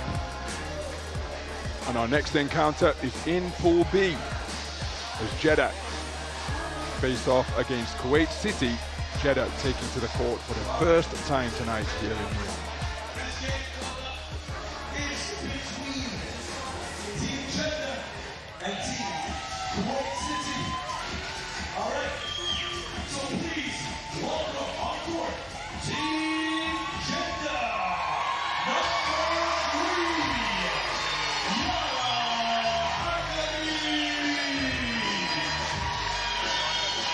So Yada Hakami leading out Team Jeddah for their first encounter tonight. She competed here in NEOM last year. Amira Al-Bakri, just 17 years of age, competed at the Gulf Countries Championship Youth Games earlier this year with the Kingdom of Saudi Arabia 3x3 national team. Lama Al-Khamis, 23 years of age, inside the Saudi Arabia top 100.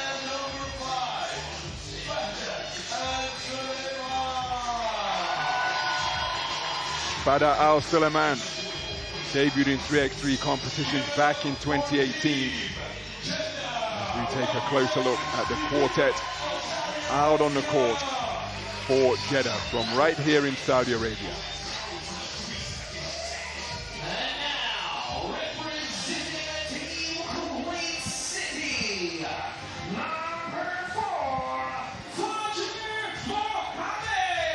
So Kuwait City out onto the court for their second game tonight. Fajar Mohammed leading the team out. Enjoyed a strong game from the high and low post in their first encounter where they went down 14-4 against Riyadh. So Kuwait City facing off against their second Saudi Arabian opponents here tonight. They'll be hoping for a reversal of fortune as Fatma Marafi makes her way out onto the court, followed by Mastura Al-Rashidi.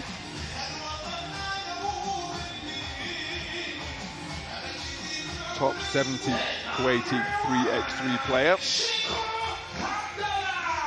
Sheikha Al-Abdullah, a top 10 Kuwaiti 3x3 player, ranked number 10 in the nation.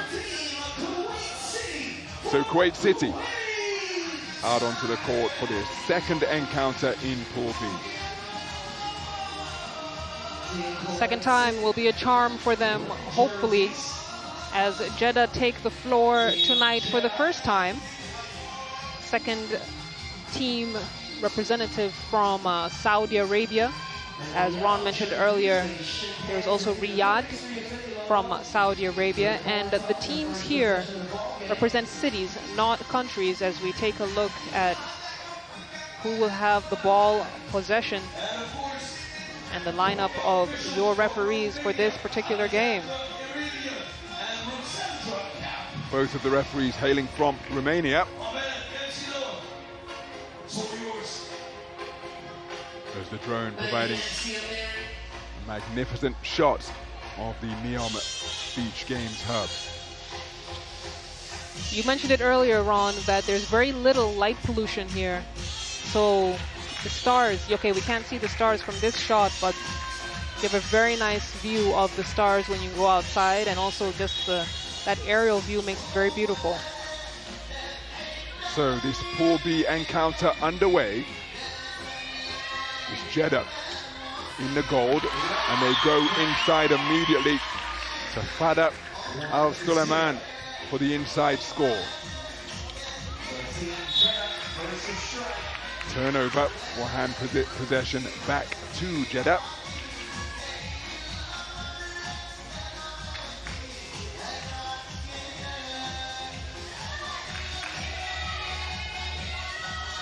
And again, even though no coaching is permitted, as a two-pointer launched from Hakami, offensive rebound will see possession remain with Jeddah. There's the drive through the pincer movement, the penetration and the pass, but a turnover as a result because a handle was lost. The Team Jeddah, along with Team Riyadh, both of them coached by Kevin Cord. So we've got football, so the shot clock will be reset. Possession will remain with Kuwait City. They're being forced left and a quick jab step, getting to a spot mid-range. Oh, tough bucket from Mastura Al-Rashidi. Worked the jab step, shook off the aggressive defense, got to a spot, stopped, popped and dropped it from the edge of the lane. It's going to be Al-Rashidi who puts Kuwait City up on the scoreboard. And she is the 70th ranked Kuwaiti player. And if she's the 70th, then I've got to say that Kuwait has a good level of talent. So tough rebound on the inside by Mohammed. And they go inside to Mohammed, fouled in the act of shooting. Size advantage enjoyed by Mohammed. They look to exploit it. And she'll go to the free throw line to shoot one.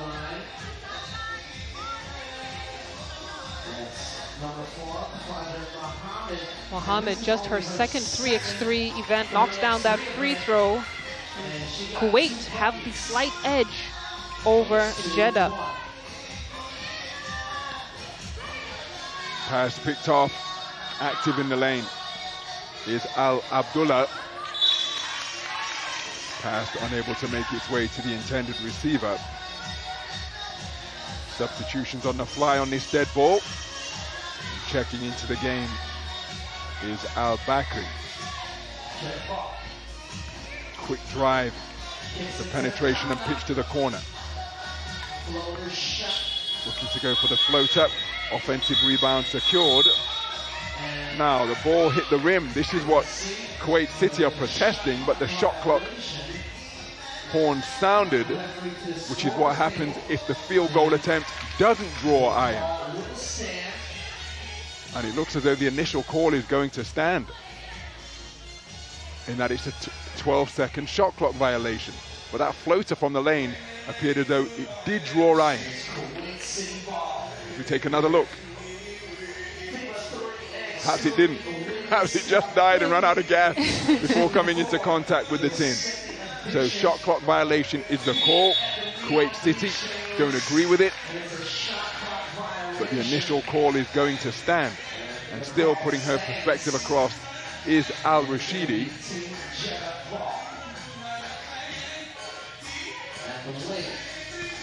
Al-Bakri driving, winds up on her rear. Testament to the team chemistry, immediately helped back to her feet by Al-Sulaiman. That was a hard foul on Al-Bakri. Almost seemed like a frustration foul. Off the mark with the free throw, ball still loose. Offensive rebound almost secured by Al-Sulaiman.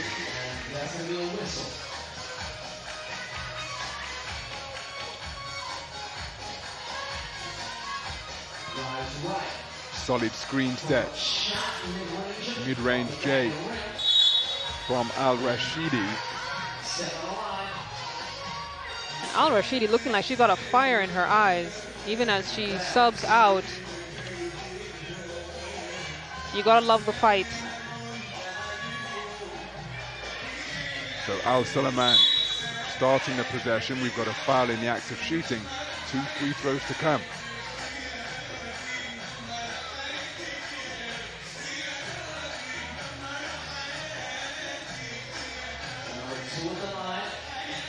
So to the free throw line, Mama Al-Khamis. She's a FIBA 3x3 champion in 2024 with Al-Faisali. Able to convert though. Off the triple threat. Takes it back off top. So looking to go to the high post. That bump from Al-Sulaiman against Mohammed will be a foul.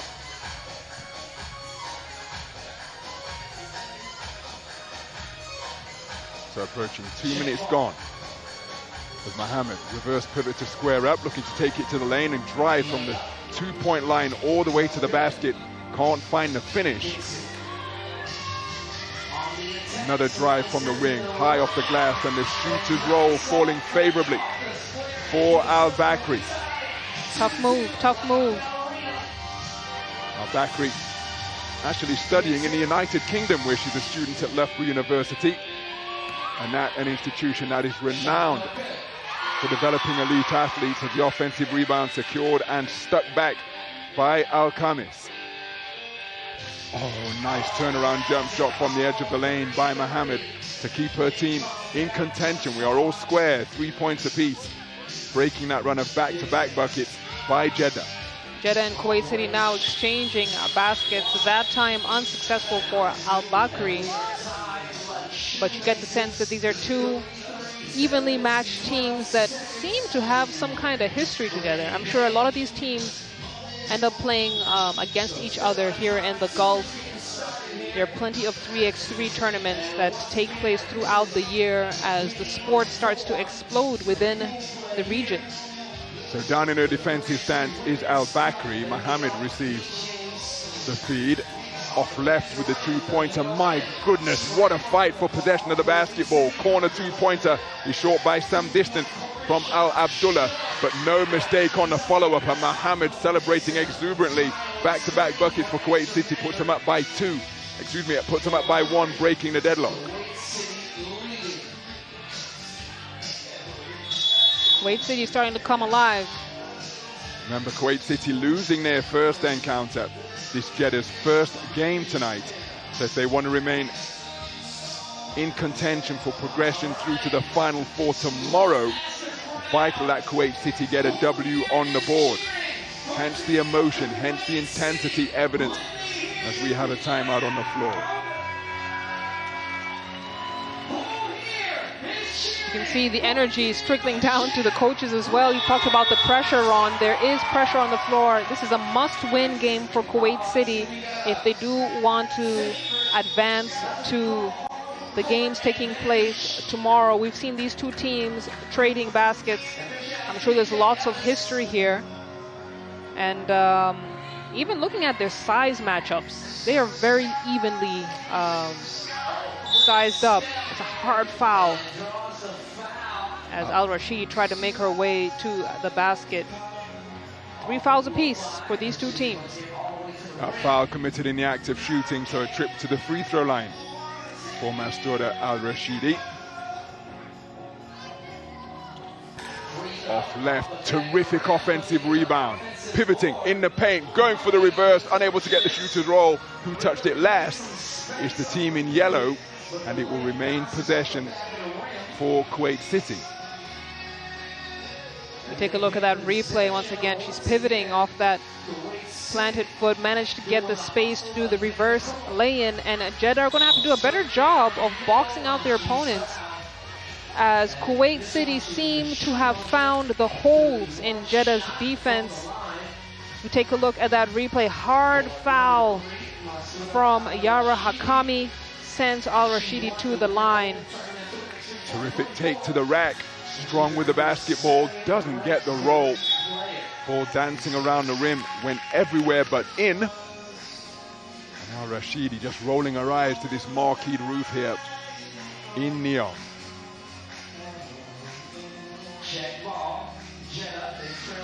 So Al Rashidi all up in the grill of Al Khamis. Bodies hitting the deck as the drive to the lane will result in a trip to the free throw line for Yara Hakami. Yara Hakami, 25 years of age, began playing 25 years ago, she was telling me this morning.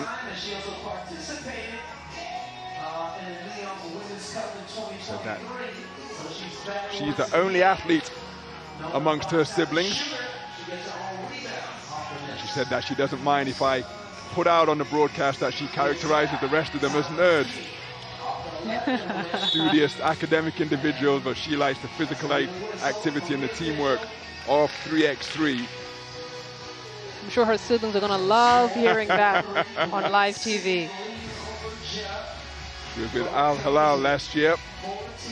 This year played with Al Ula, one of the new cities some 5 hours away from NEOM.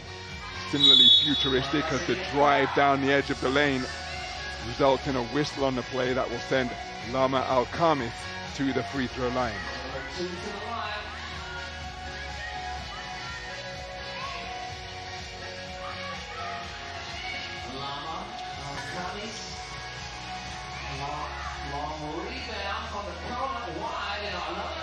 So ball back to the top of the key. The 2 points are fake, the penetration, the pitch to the wing.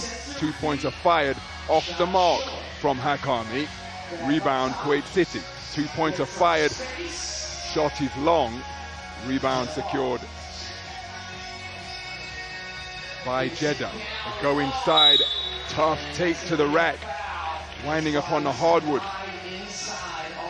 Both Al Abdullah and Al Suleiman. And again, an idea as to, it was Faja Mohammed and Al Suleiman, an idea as to how physical the game is.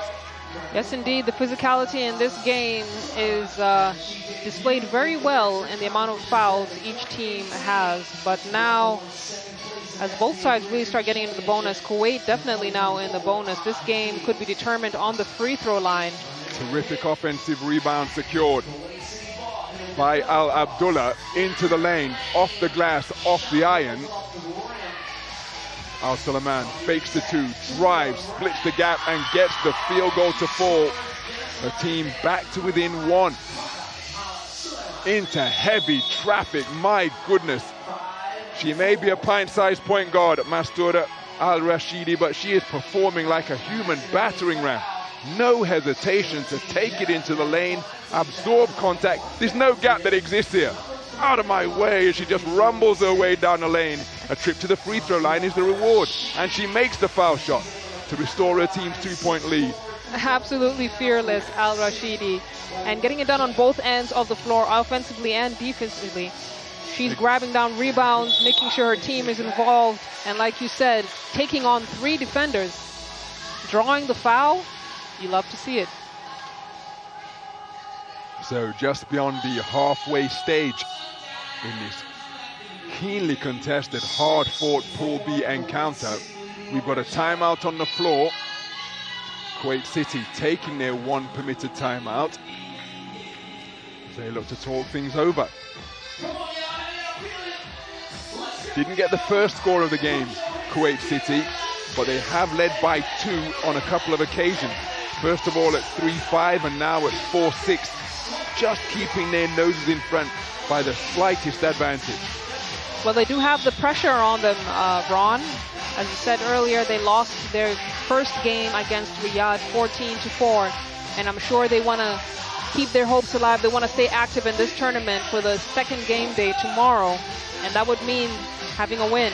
And the greater the margin, you know, when it comes down to points differentials, it matters. So how much they win or lose this game matters as well.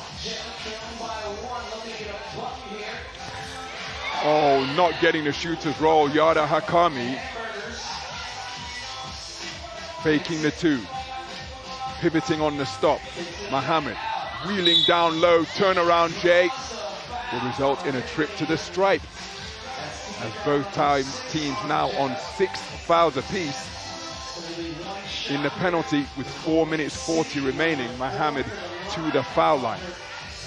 I really think this game is going to be determined from that foul line. Whoever is the most efficient.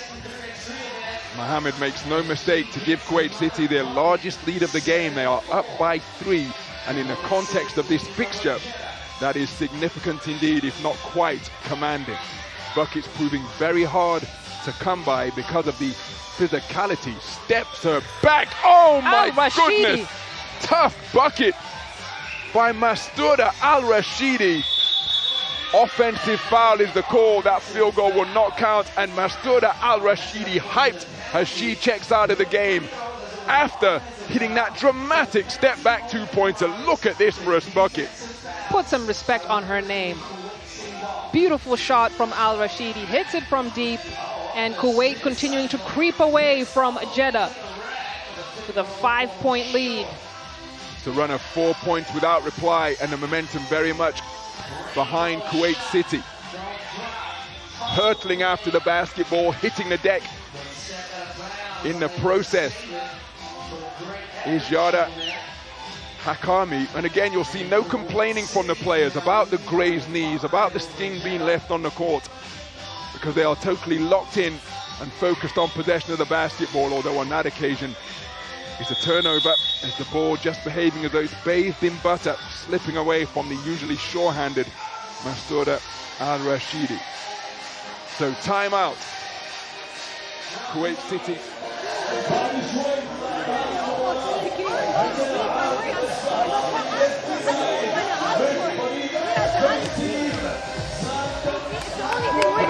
Of NEOM 2024, seeking to remain in contention, just under 4 minutes remaining. And we talked about it earlier, Ron. Do teams that have already played have a slight advantage over teams where it's their first game? Maybe. You know, Kuwait City warmed up. They started their game well. Jeddah shaking off the cobwebs, their first game of the evening. Although it's not exactly a cold evening here in NEOM. But still, they have been able to struggle to find their rhythm. Looking to go inside, and it's a shot clock violation. Attempted pass, attempted entry pass into the lane with a difficult pickup. Bit of a daisy cutter out here in the NEOM desert. Almost an ankle breaker produced by Al Abdullah. She shook off the defender with the crossover. Rebound secured by Al Bakri. Pushed out of bounds. I think that's a case of sorry, not sorry, don't you? Because it was Al Rashidi. Pinned her opponent in coffin corner. Defended not only by her, but by the sideline as well. Bit of a bump. Sent Al Bakri tottering over the sideline. helped her back to her feet, but I'm sure she'd do it again. 2 free throws to come, with both teams now on 7 fouls apiece. Al-Bakri can't find the range on the first. Off the mark. And again, how valuable would those free throws be? Into the lane is Al-Bakri to pick off the pass, lining up the 2-pointer, letting it fly, but off left is Hakami. Wrap around feed to Mohammed at the top of the key, shot off left, fighting on the inside of Kuwait City, and that deflection from Madafi through to her teammate results in another score, putting her team up by 6. And that bucket on the inside breaks the run of 5 points without reply posted by Kuwait City. Mohammed through the gap. Shot doesn't draw Ryan, so it's a 12-second shot clock violation. It's a scrappy game on display here. A lot of physicality on the floor. The refs letting them play. But Jeddah have not been able to crack this lead from Kuwait City, who have been very aggressive on the drive. So 6 points, the largest lead of the game for Kuwait City at 4-10. Still lots of time left in this Pool B encounter. Underhanded scoop with a beautiful finish down low from Al-Khamis.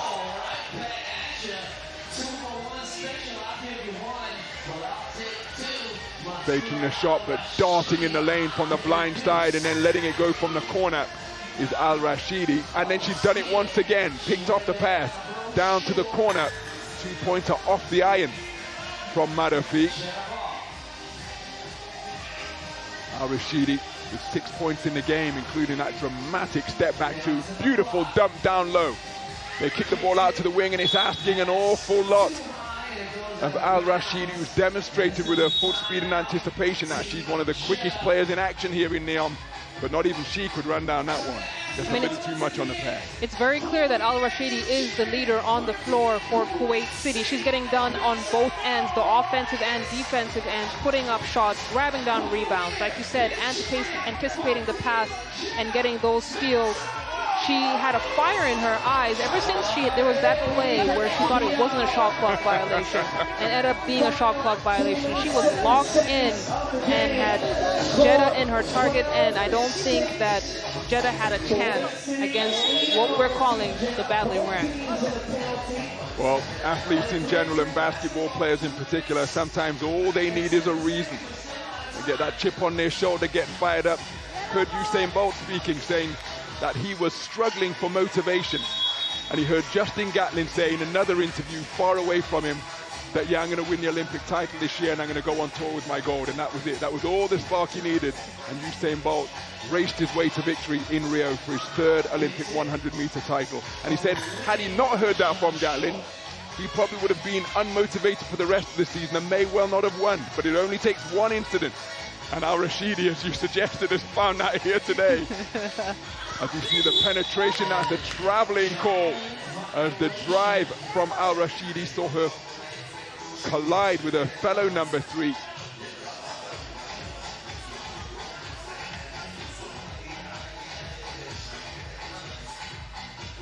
The competitive spirit on display here is phenomenal, as we see a nice spin around move from Al-Khamis.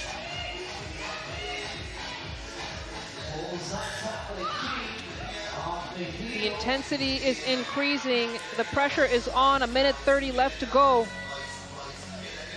Oh, what a bucket. Terrific catch and conversion by Fada Al-Suleiman. Drifting right across the lane and flipping the shot back left to bring her team back to within 4. This game very much alive, as working the handle is Hakami. Pulls up for 2. Off right. Rebound secured on the inside by Madafi.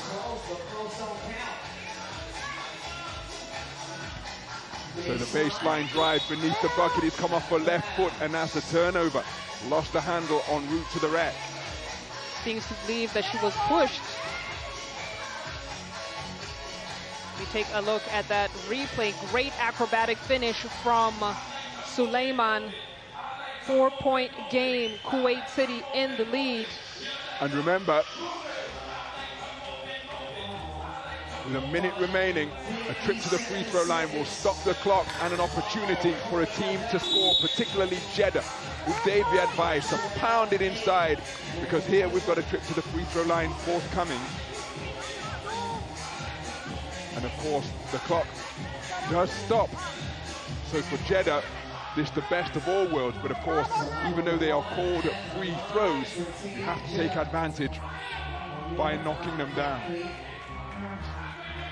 And doing just that from 15 feet away is Al-Bakri, the student from Loughborough University who only arrived at the NEOM Beach games this morning.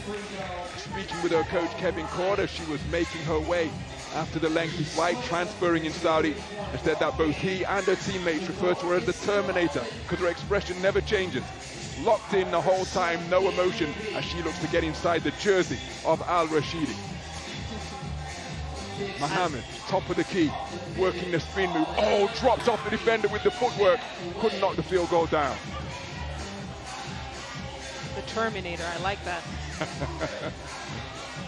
So, top of the key, and the Terminator drilling the two-pointer. Her team right back in contention. 3 points in a row from the hot hand of the Loughborough University student. Amira Al-Bakri did not hesitate. Ice water in those veins. And her team back to within touching distance, just 29 seconds remaining. Trip to the free throw line forthcoming for Fatma Marafi. That was a clutch two-point shot. But I really think that this game will be determined by whoever is the most efficient from the free throw line. Both teams have had so many opportunities to get to that line. We've seen a low shooting percentage. So off the mark from the free throw line.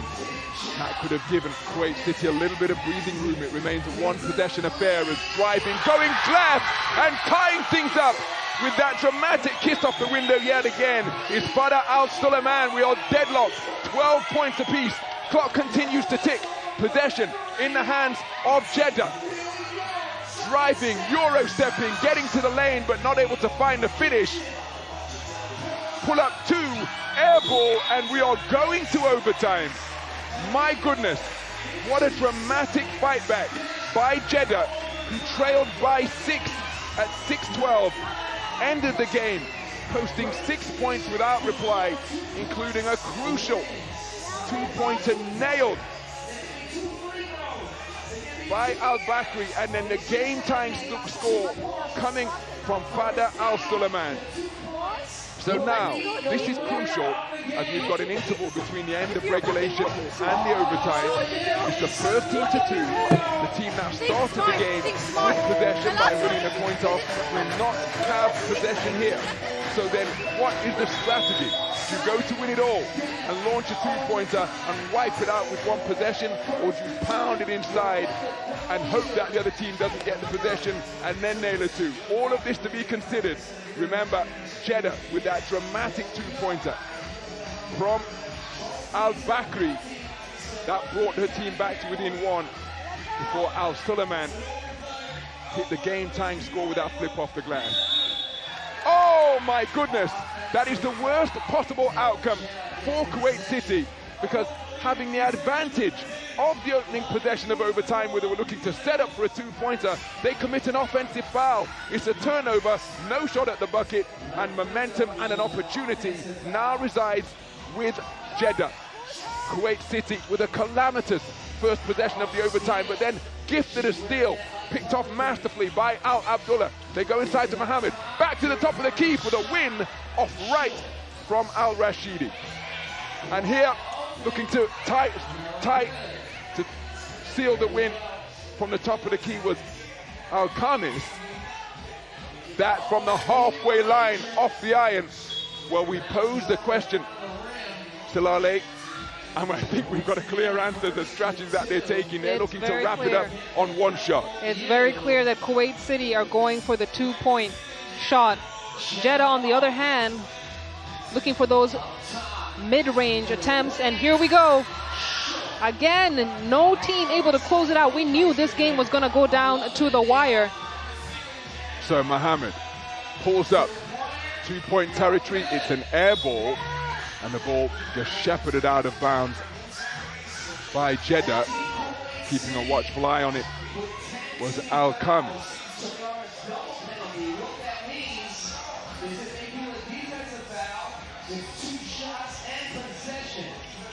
So, in the high post, having used her dribble, is Al-Khamis off the iron.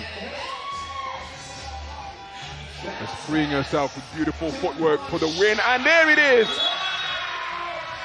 Shaika Al-Abdullah calmly connecting on the 2-pointer from beyond the arc. And Kuwait City survived the furious fight back put on the board by Jeddah, who rattled off 6 points without reply to come back from 6-12 down to tie things up at 12 points apiece to send us to the extra period. Both teams had plenty of possession, but in the final analysis, the 2-pointer canned from Shaika Al-Abdullah to give Kuwait City their first win in this, their second pool game. And you can see how much that win meant to the girls from Kuwait City. They fought hard. And we're going to have a chat with Al Rashidi in just a moment. Find out how she's feeling about the outcome of that game.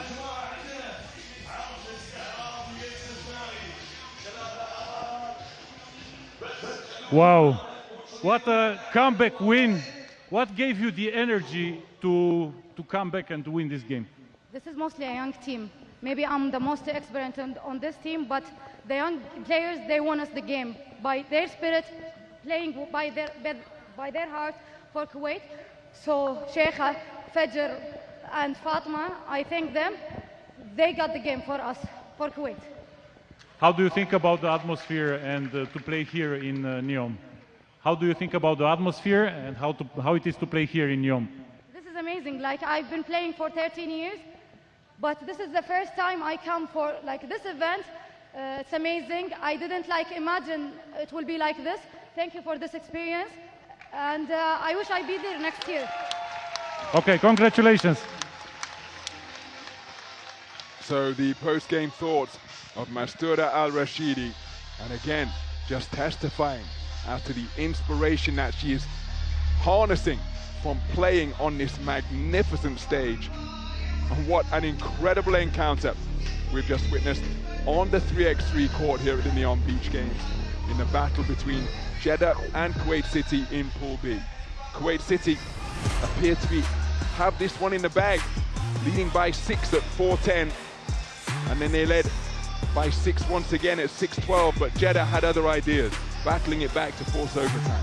They did indeed, and we talked about it earlier. These were two evenly matched teams in size, in talent, in desire. Jeddah fought back, managed to even out the score. Game goes into overtime at 12 apiece, but the fire that was Al Rashidi, you heard what she said, 13 years of experience underneath her belt. She knows what it takes to fight through to the final whistle, and they were rewarded. That was the game-tying score that tied things up at 12 points apiece. Oh, excuse me, that was the first. This was the game-tying score. Identical underhanded scoops nailed by Fada Al Sulaiman, but then the dramatic conclusion.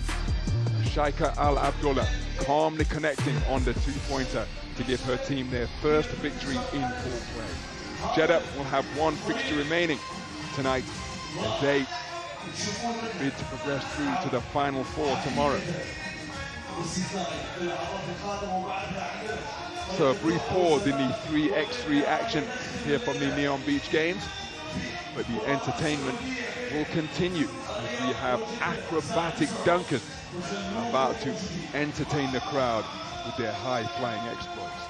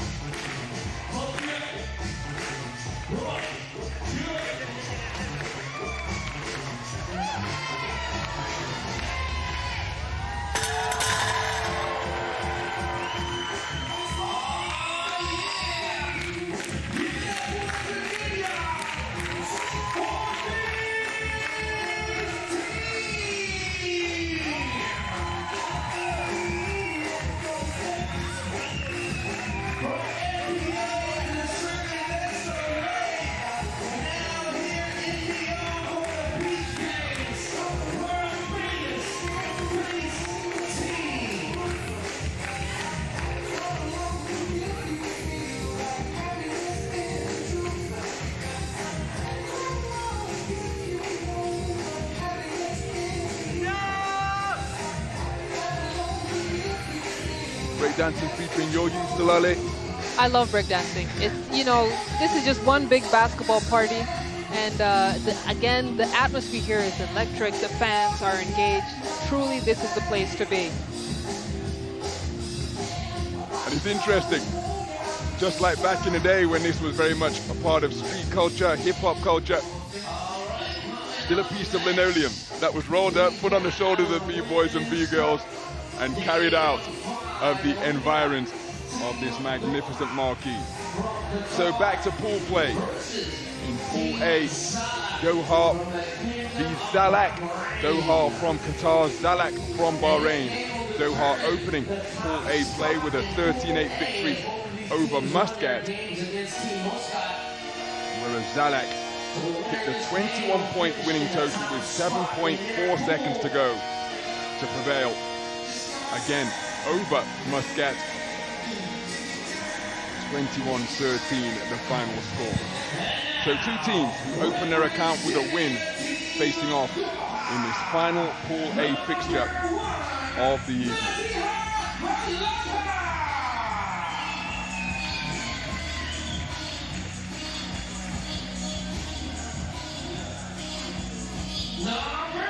So Naziha Al-Agha, the 15-year-old leading out Doha.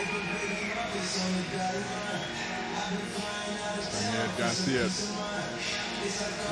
all smiles as she makes her way to the free throw line.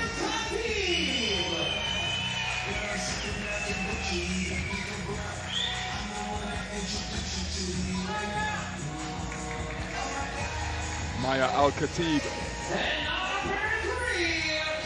15-year-old. And Dana Al-Sayed, 20 years of age.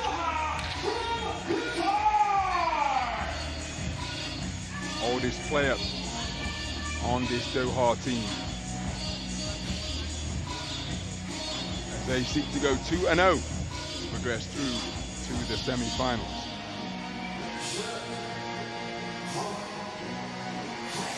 And now, please welcome Team Zallaq.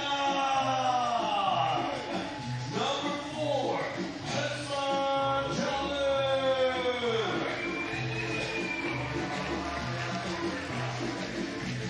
So Zallaq back into the court for their second game tonight. Tessa Al-Jabba, such a prominent presence from both the high and low post. Aya Kamali,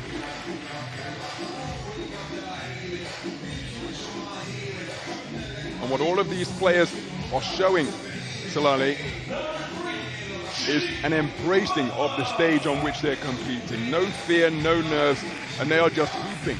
Not only as though the crowd isn't here, but actively harnessing the energy and encouragement that they're receiving from the fans, and it's elevating their play. You know, what I love is how basketball culture transcends all kinds of countries. I mean, you saw the handshakes that Doha had. You see the handshakes that Zallaq has. Just that level of basketball culture and the urban side and the entertainment, like you said, the fan engagement. It really is great to see that here in Saudi Arabia, here in NEOM. And like you said, that energy is being translated into the level of play as well. We've talked about having a lot of young players on both squads, but they're not shying away from the pressure. They're not shying away from the bright lights. And that's often the difference. You're around any sport long enough. Boxing, they're known as gym fighters. Look sensational when it comes to when in practice and training and going through it when nobody's there, but some players can shrink beneath the bright lights. That hasn't been the case here on this opening day of 3x3 basketball in the NEOM 3x3 Women's Cup. Everybody's showcasing their talent and the level of competitive spirit on display. No cause a lost one. All players fighting to the very finish as they bid to get the very best out of themselves. Of course, it's a results business, but valuable, invaluable experience being gained, because that is the only way you can gain it, to go through the fire. Can't be bought, can't be borrowed. Have to go out there and compete. And that is what these players have been doing as the action gets underway. 10 minutes on the clock, first team to 21. And it's Zallaq with the first possession. Terrific reception by Kamali. But she had to leave her feet like a wideout near the sidelines, and when she came back down to earth, well, the shot clock perilously close to expiring.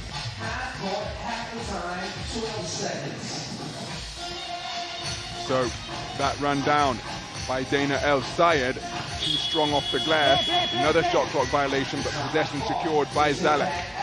2 points of fake, driving, Euro stepping, off the back iron is Salman. It's Dana Al Sayed with the pass to the top of the key. 2 points up, is let fly by El Khatib. Maya El Khatib off the mark, as is that corner. 2 points up from Aya Kamali.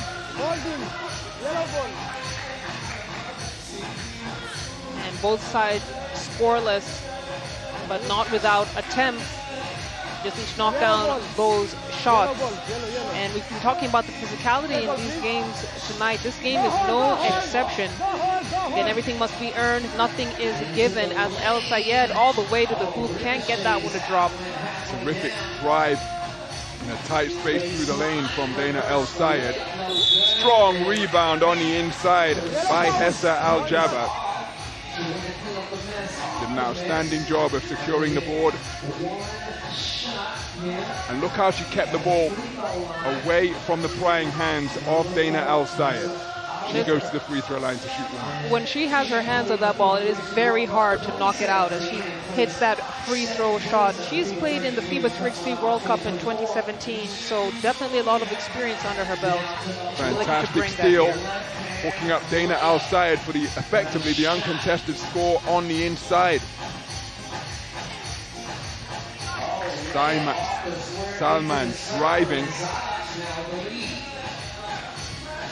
Zallaq with a 1-point lead.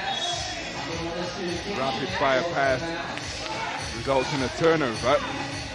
Sneaking up from the blind side to pick the pocket of El Sayed was Kamali, and then the steal reciprocated, resulting on that score on the inside from El Sayed. 2-pointer knocked down confidently, rattling its way home from Salman. Zallaq leading by 4. Leading 4-1. Beautiful bounce pass, looking for the high arcing J on the inside is Al-Jabbar. Fouled in the act of shooting once again.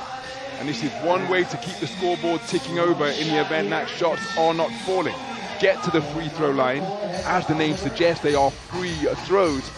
But some of the greatest players in history have difficulty from the charity stripe. Something to fate that befalls bigs.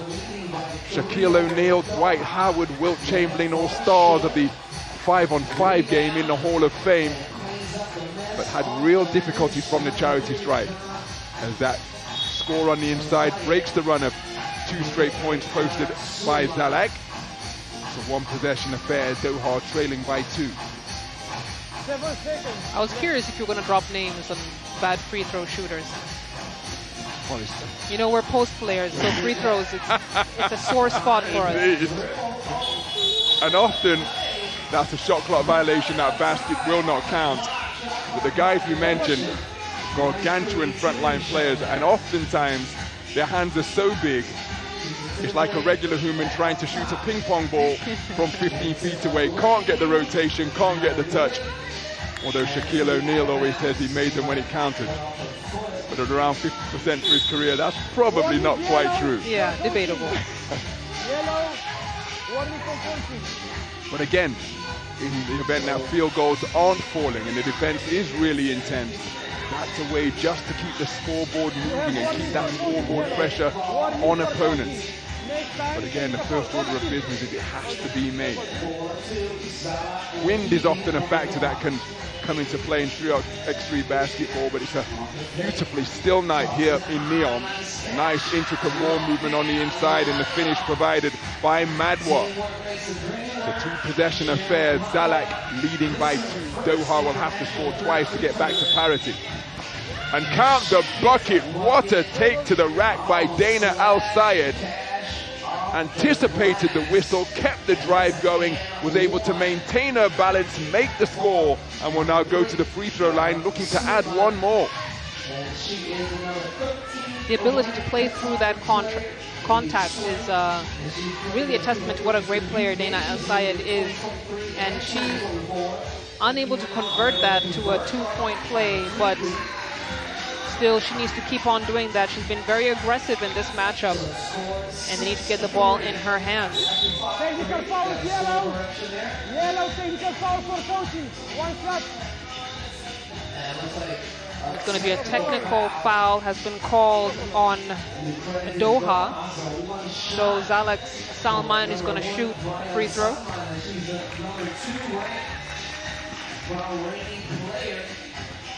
Age 19. Possession Zallaq. Offensive foul. Offensive foul is the call that will turn possession over to Doha. Let's see if we can figure out why. Is that a legal pick? So you see where the feet of Madwa were set, they were wider than her shoulders. Oh, what a catch. My goodness, how on earth did Dana El-Sayed find a gap, making like water and just shape-shifting as the two-pointer drained from the top of the key by Bayan Salman to keep her team in contention.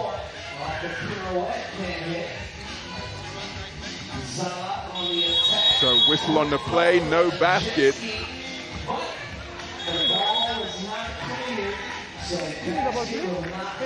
So didn't clear the two-point line.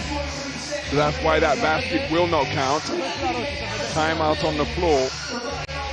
Doha trailing 4-8. Zallaq have really crept away, and what they've done is that had really nice high-low plays between their bigs and their guards. They're spacing the floor so well, and being led by that floor general on your screens right there, number 1, Bayan Salman, ranked second in Bahrain, outstanding player for the Zallaq side, and got a nice, comfortable 4-point lead here.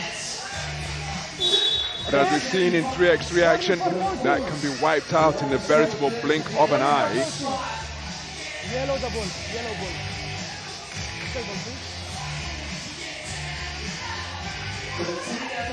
So Dana El-Sayed penetrating. Shot doesn't get above the iron off the glass. She fights for the offensive rebound. Can't reel it in.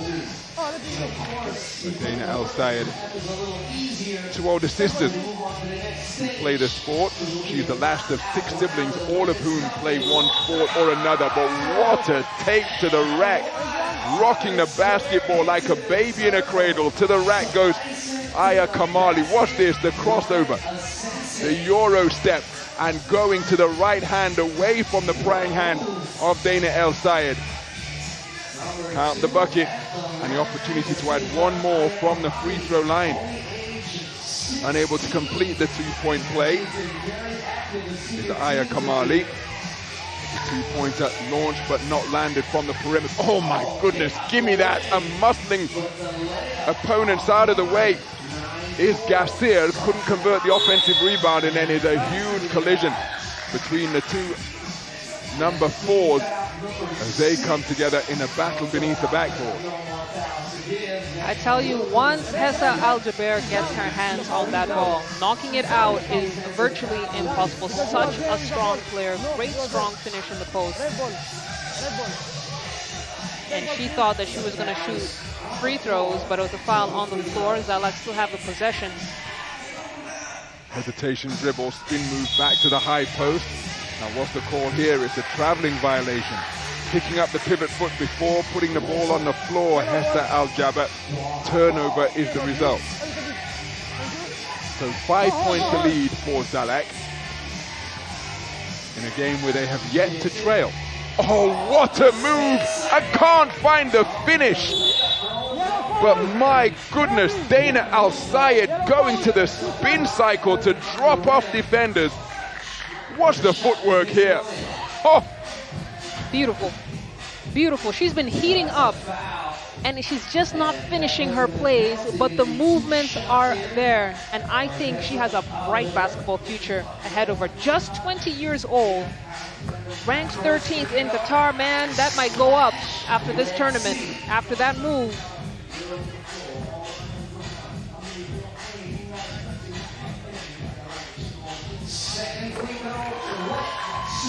Al-Jaber knocks down that second free throw. So 7 points to lead as the corner shot from El Khatib is off the mark. Now, I think that's a bit of a scoreboard error because the shot clock sounded after the change of possession. So I think that will be rectified and possession will remain with Zallaq. Zallaq with a 7-point lead, their largest of the game, in a game where they opened the scoring. Doha tied things up at 1 point apiece, but have been trailing thereafter.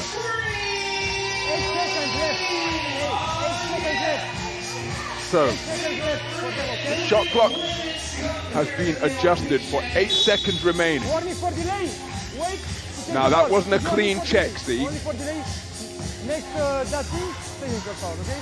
Because Gasser gave the basketball and almost in the same possession or the same motion looked to take it back. Mid-range J from Bayan Salman off the mark. Driving, going glass. Donna El Sayed gets the offensive rebound, staying with the play, and that rattles up, and that ends the run of a bunch of points without reply. But then keeping the scoreboard pressure on is Aya Kamali with the drive and finish with the underhanded scoop. Aya Kamali, put her on a highlight reel. She has so much in her bag. And at just 16 years old, she is slicing and dicing, getting to the hoop, reading the defense so well. I am very impressed.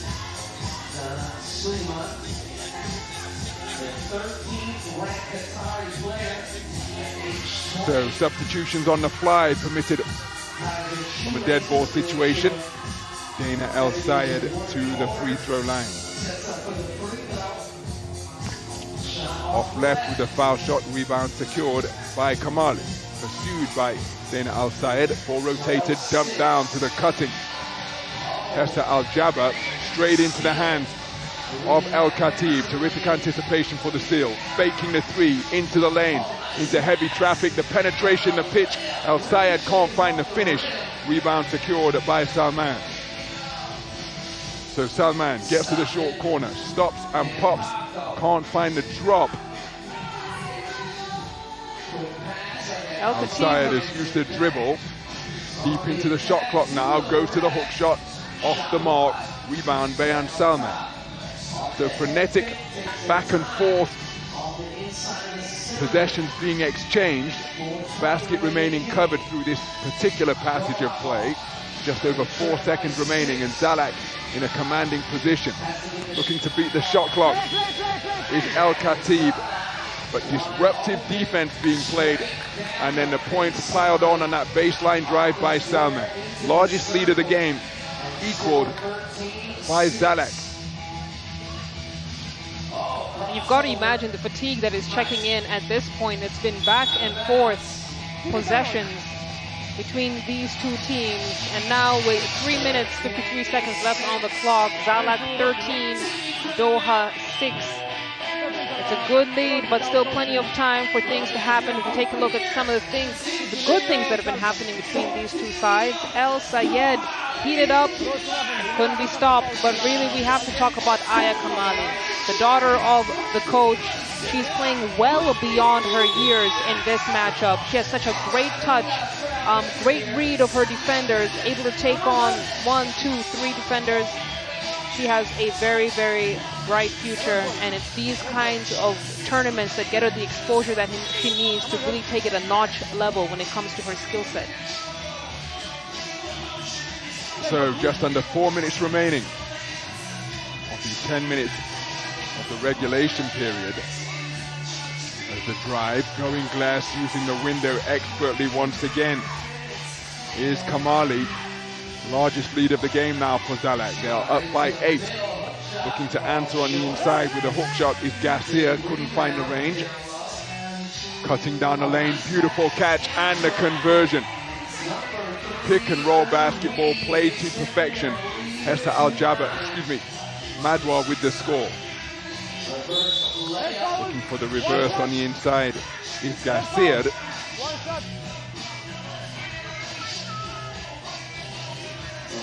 This is Garcia's first ever FIBA 3x3 event. She's just getting her feet wet. And has not had any bucket in this particular matchup, but an opportunity to get up on the scoreboard from the free throw line. She does not. Does get the shooter's roll by following her own miss. Samat Garcia with the score. Ball is loose, there's a fight for it emerging from the crowd. Oh, look at the fight on the inside demonstrated by Dana El Sayed. But again, all players with a committed, competitive spirit in their fight for possession of the basketball. So 8 points to deficit, 3 minutes remaining. Underhanded scoop is rebounded expertly. That's going to be called as a traveling violation. And that's because Garcia left her feet having secured the basketball, and watch her come back down to earth with it. There's the first shot, grabs the rebound, goes back up, and the strong hands of Kamali saw her come back down with it. Traveling violation, turnover as a result. Kamali off the iron with the 2-point attempt, as is Salman. But the energy of Zallaq, seen them get how many bites of the cherry. Offensive rebound, such a crucial statistic. Effectively one trip down the floor, so many shots at the bucket, and eventually Zallaq punished Doha for not securing the defensive board. So Dana Al Sayed with a team facing a 9-point deficit. Looking to slice her way down the lane once again, defended effectively by Madwa. Crossover, one-legged floater, and gets the shooter's roll. Delightful move from Kamali. Oh, the editors are going to be spoiled for choice when it comes to finding highlights from Aya Kamali, as she gets that rebound, kicks it out to Salman from the logo. So it's a double-digit lead deep into this particular possession. Tried the same offload with the cut down the lane. Turnover is the result because pass just beyond the outstretched reach of Madwa. So El Khatib working the dribble, steps back, 2-pointer knocked down confidently, reduces the arrears from a double-digit deficit down to 8. We've got a whistle on the play. Al Khatib has been quiet in this matchup. In their first game against Muscat, she had a hot hand for Doha. I believe that was her first field goal in this game. Tough move on the inside, beautiful positioning and composure demonstrated by El Sayed, but the score counted immediately.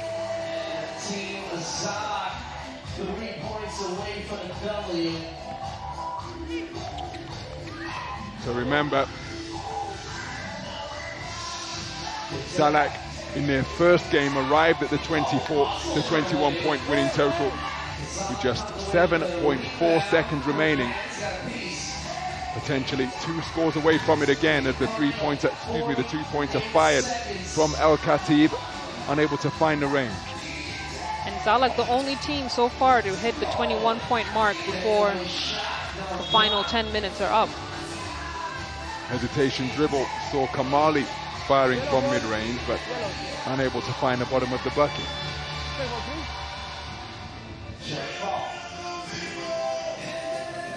So El Khatib dumps it down low to Garcia.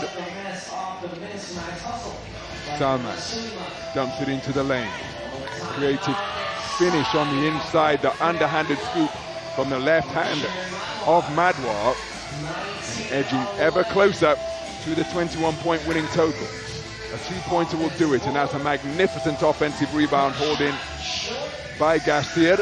Unable to find the finish, but again, staying with it and getting the offensive stick back to 4.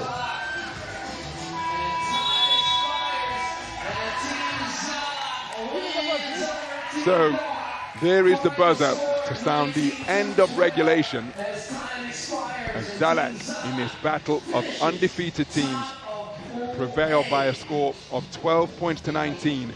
They go 2-0 through pool play. Doha defeated for the first time tonight. Their record 1-1, having opened their Pool A account with a win over Muscat. But Zallaq with a very good performance indeed.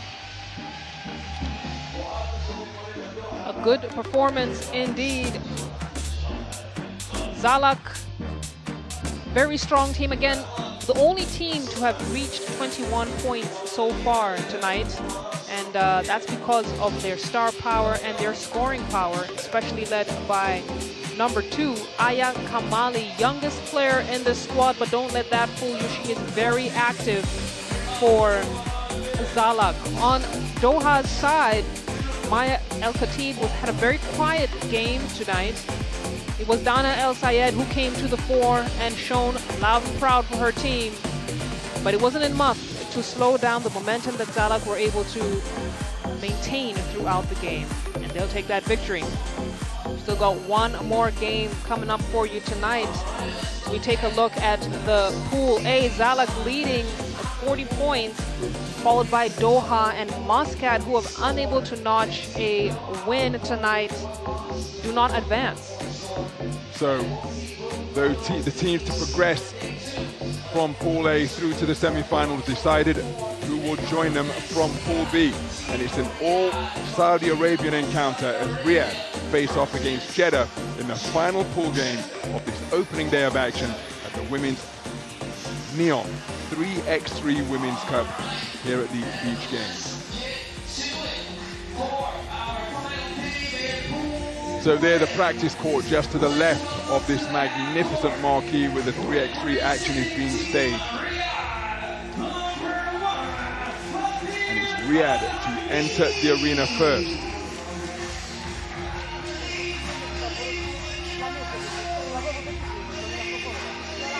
Riyadh led out by Abir Al-Hamidi.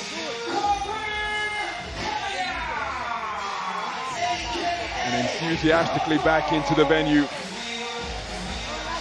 Korta Kayat, aka Kuku, a formidable presence in the post.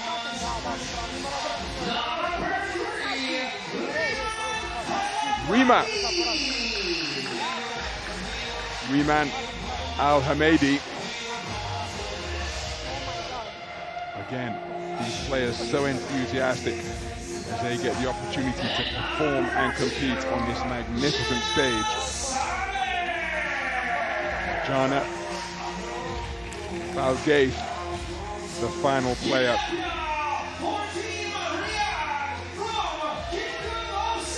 Out onto the floor for Riyadh.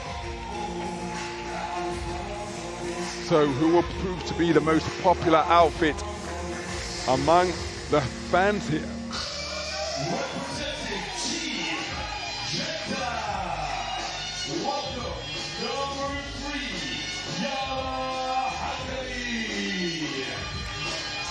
Jeddah Hakami leads out Team Jeddah for this final Pool B encounter on this opening day of action.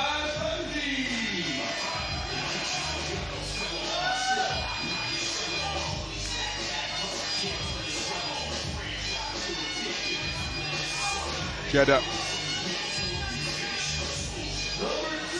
losing a heartbreaker in overtime against Kuwait City in their opening encounter in Pool B. They had a terrific fight back from 6-12 down to tie things up at 12 points apiece, only to be eliminated by a winning two-pointer in the extra period. 2-point margin required to prevail in the extra period. We take a look at the foursome that comprise the Jeddah 3x3 squad. So again, Riyadh looking to remain undefeated. Jeddah looking to fight back 1-1. Now or overtime? The other Pool B team. Good game. Kuwait City also at 1-1. Let me take a look at the officials who will be in charge of this one. This is a must-win for Team Jeddah.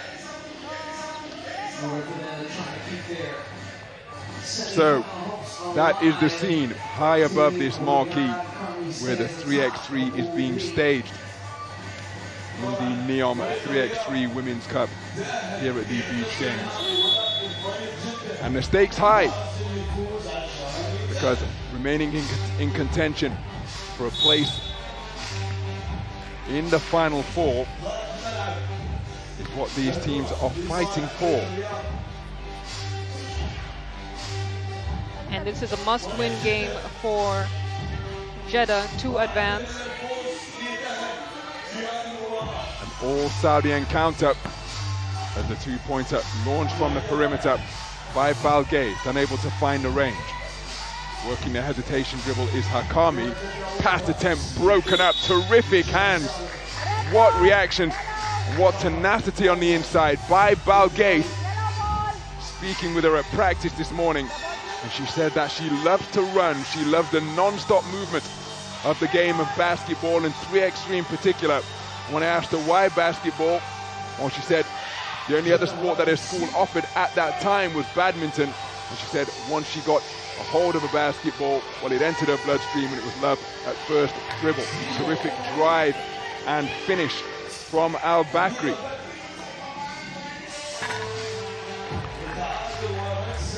Oh, we're going to be in for a good game tonight, I'll tell you that.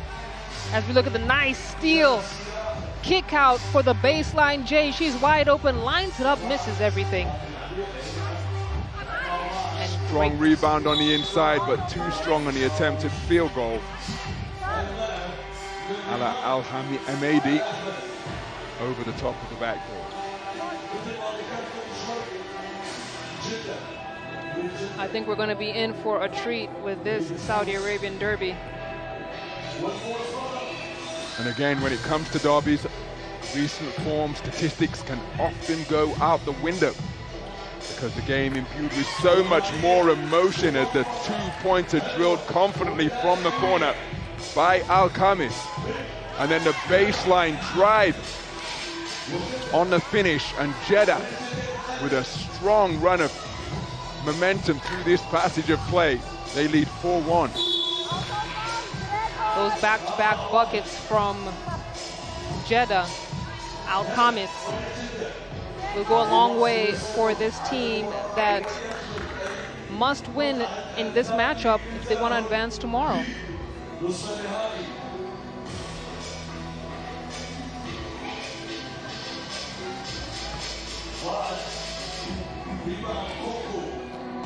With the behind-the-back pass, just blocking out the light as she posts up down low. They go back out to the perimeter, two-point attempt.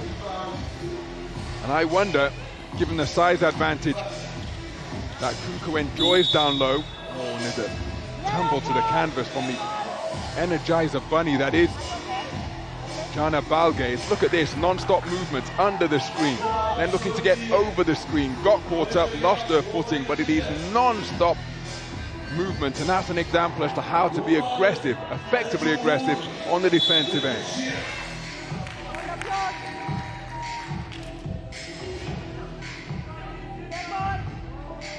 So the competitive spirit and talent being demonstrated has been a wonderful advert as Balgay's hawking the ball handler once again, passing out from under pressure. Ball goes to the corner, shot challenged, but despite the hand in the face, the two-pointer drilled confidently, and Jeddah leading by 5. Kuku looking to facilitate from the high post, can't find the range. Two-pointer fired by Hakami off the iron.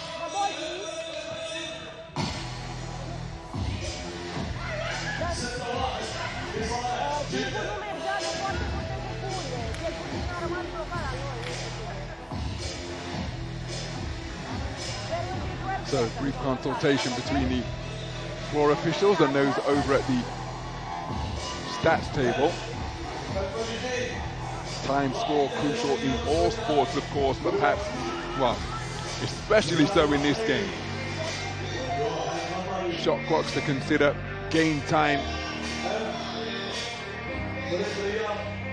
and where it takes less than a second to get a shot off, well, an extra second here or there can be all the difference. And was that ever more evident than in the 1972 Olympic final between the USSR and the United States of America?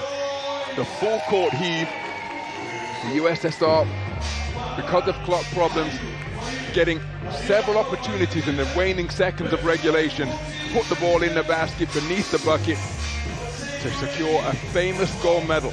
And to this day, the United States still haven't collected their Olympic silvers because they felt that they were hard done by, because they felt that the clock was adjusted in a manner that didn't follow what occurred in the game.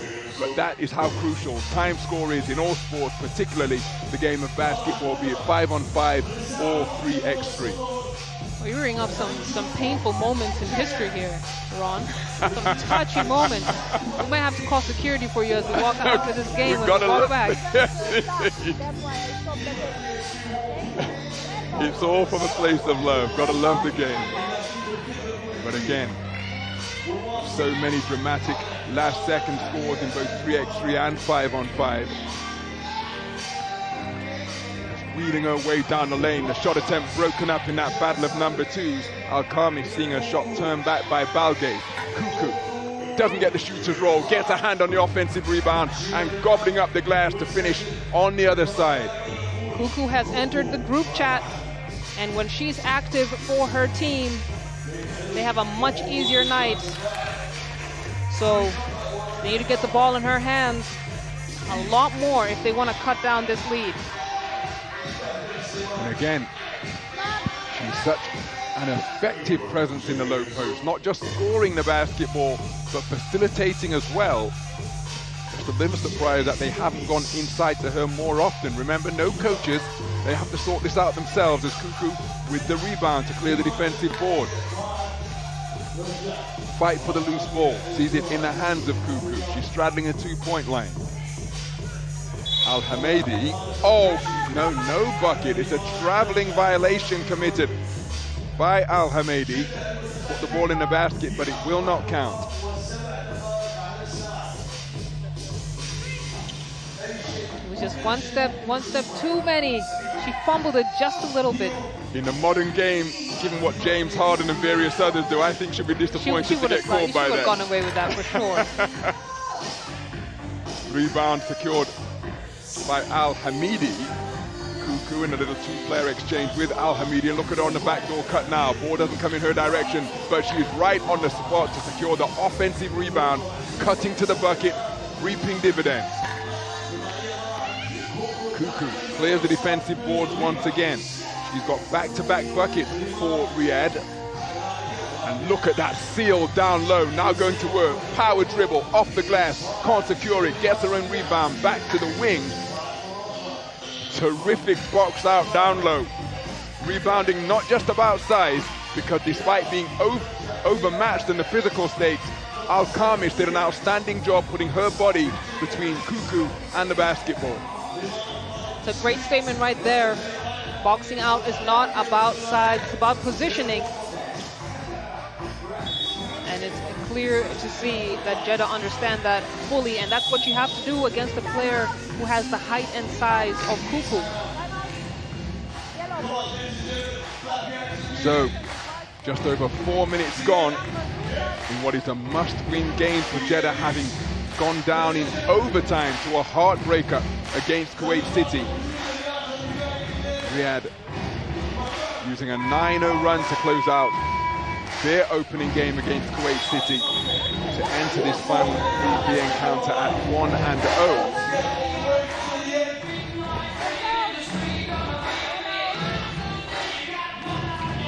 These two teams have history. Jeddah finished 4th at the FIBA 3x3 Women's Cup 2023. Riyadh finished 2nd. So I'm sure that there are conversations that I've had offline. As Cuckoo, wide open, couldn't finish it. She'll be frustrated at that miss.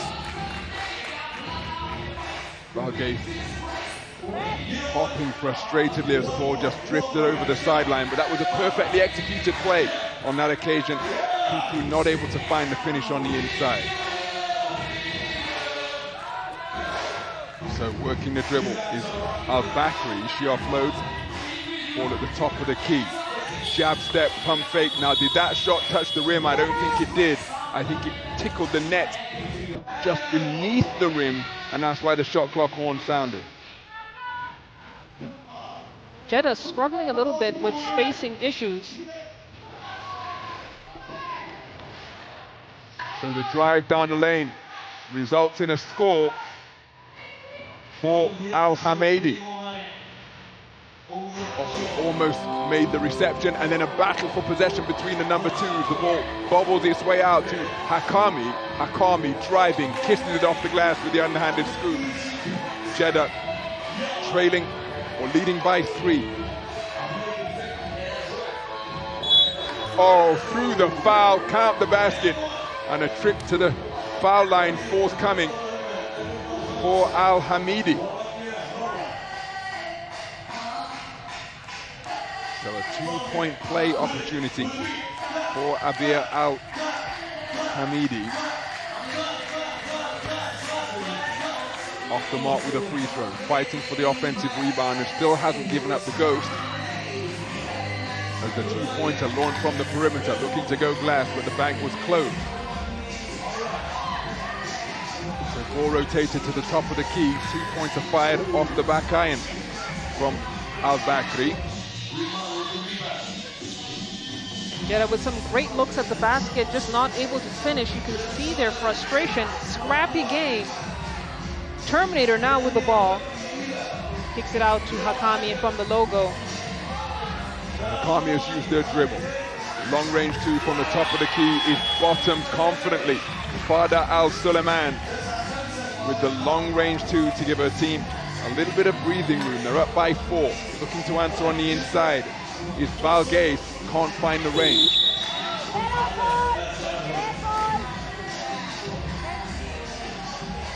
So it's a 4-point game, 4 minutes remaining. But again, Jeddah will know more than anybody, given the furious fight back that late day launch in the closing stages of their first All-BA encounter, that this game far from over despite their 4-point lead. So they'll be remaining concentrated. Underhanded scoop with the left hand is off the mark. Tough defensive rebound, clearing the glass from Al-Hamidi. Al-Hamidi with another rebound, this time off the offensive glass. Cuckoo completing the reception, and that is terrific concentration. Showing wonderful hands there and delicate touch with the finish. And a really great entry pass as well. We have to give credit for that beautiful assist. As Riyadh starting to understand the sense of urgency that they need to play with right now. 3:30 left in this game, a lot of time, but still they've been trailing throughout against this Jeddah side. Well, knocked to the floor and attempting a 2-pointer is Hakami. No whistle on the play. They go inside to Cuckoo, and look at her, just clearing the lane, but unable to find the finish on the interior field goal. Underhanded scoop is terrifically kissed off the glass by Al-Khamis, and it's a 4-point lead with 3 minutes remaining. Cuckoo has used their dribble, back to the top of the key. 2-pointer doesn't get the shooter's roll. Cuckoo with the offensive rebound, and we have got a whistle on the play now. What's the foul? I think is it an over-the-back foul from Cuckoo? Bringing confirmation just as soon as we can. Timeout on the floor. But again, lung-busting efforts being produced by all of the players, and fatigue becoming a factor in this all-Saudi Arabian encounter. I mean, the unique thing about 3x3 basketball is each day you will play a minimum of 2 games. And you understand this, Ron, as a former player. It is very difficult to play a game and then cool down and then somehow get back into a space where you can play another game. So really, it's to their advantage that it's a warm summer evening here in NEOM, but it's tough. Riyadh had their first game of the day, and now they have the last game of the day as well. That space in between, a lot of time to cool down, a lot of time to check out mentally, and they're going to have to really lock in to cut down this lead in these remaining 2 minutes and 53 seconds of this game. And all of this is part of the experience required for international sport. As they continue to progress and get more experience, this will be the reality of 3x3 play on the elite stage, on bigger stages. The NEOM Beach Games, a fantastic foundational international event, as the finish through the foul of the wonderfully soft touch after the forceful move from Cuckoo. Terrific work on the inside, rolling down the lane, receiving a perfectly placed entry pass, and now looking for the opportunity to complete a two-point play, and she does so. Cuckoo makes it a single possession affair, her team back to within 2, but then it's back to a two-possession affair because of the two-pointer confidently drained by Al-Khamis. Al-Khamis, she's got championship experience under her belt. She's a champion with her team, Al-Faisali. That experience is coming to play here. So a minimum of 2 scores required by Riyadh as they trail by 4. Seeking to go glass was Hakami. We've got a whistle on the play for a double dribble. Both hands on the basketball after the dribble, and then putting it on the floor once again. Taking a seat on the sub bench, rather frustrated looking fashion, is Cuckoo. Team down by 4, just under 2 minutes remaining. A minimum of 2 scores required, and of course they're both 2-point scores. Terrific challenge on that shot. The field goal attempted by Al Suleiman, but she was met mid-flight to break up the field goal attempt. Every possession matters as we get to just under the last 2 minutes of this game. That free throw knocked out. 5 points the advantage. Minute 40 remaining. 2-pointer off the back iron, but look who's in the mix to get her hands on the long rebound. It's the woman who shot the basketball, Balgate, but the rebound secured. Terrific hands, my goodness. Picking the pocket of Al-Bakari was Al-Hamidi. And possession will remain with Riyadh, because it was after that steal the shot clock never alternated. So air ball from the perimeter. Al-Bakri off the dribble and pull up from just above the free throw line. Is Hakami, score on the inside. Give Jeddah their largest lead of the game. Now remember, they were up by 6 or down by 6 when they rattled off 6 points without reply. Jeddah to tie things up at 12 points apiece in their overtime loss against Kuwait City. So they won't be switching off for a moment, because they know how quickly things can turn in the event that the opposition gets the hot hand. Just over a minute to go, and every single possession is going to matter from this point onwards. And both teams having a tough time from the free throw line, but Riyadh have put Jeddah in the bonus, so every single foul they have is going to send Jeddah to the free throw line. Not a great place to be in when you're down by this many points.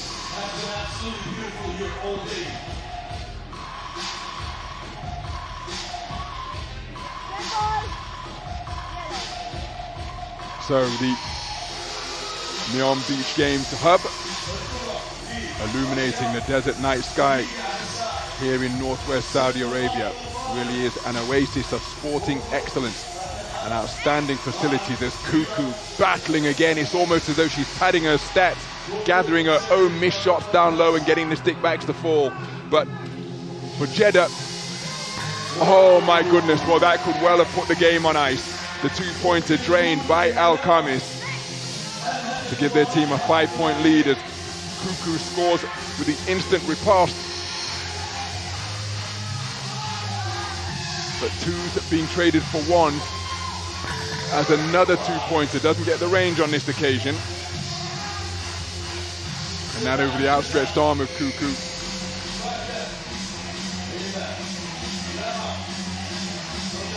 Jeddah doing their best to hang in there to win this. So off the iron, Cuckoo with the rebound. Doesn't quite get it. Terrific hustle down in the corner to give an extra bite of the cherry for Jeddah. And Jeddah prevail over Riyadh by a final score of 9-16. Jeddah improving their record to 1-1. Riyadh falling to 1-1. So now we get into the business of point differential to see who will progress through to the semi-final stage as we take a look at some of the highlights from the final pool encounter of the night. An all Saudi Arabian affair, and as we suggested, the emotion and the locality of the rivalry so intense that form and statistics can often go out of the window. And that was certainly the case tonight.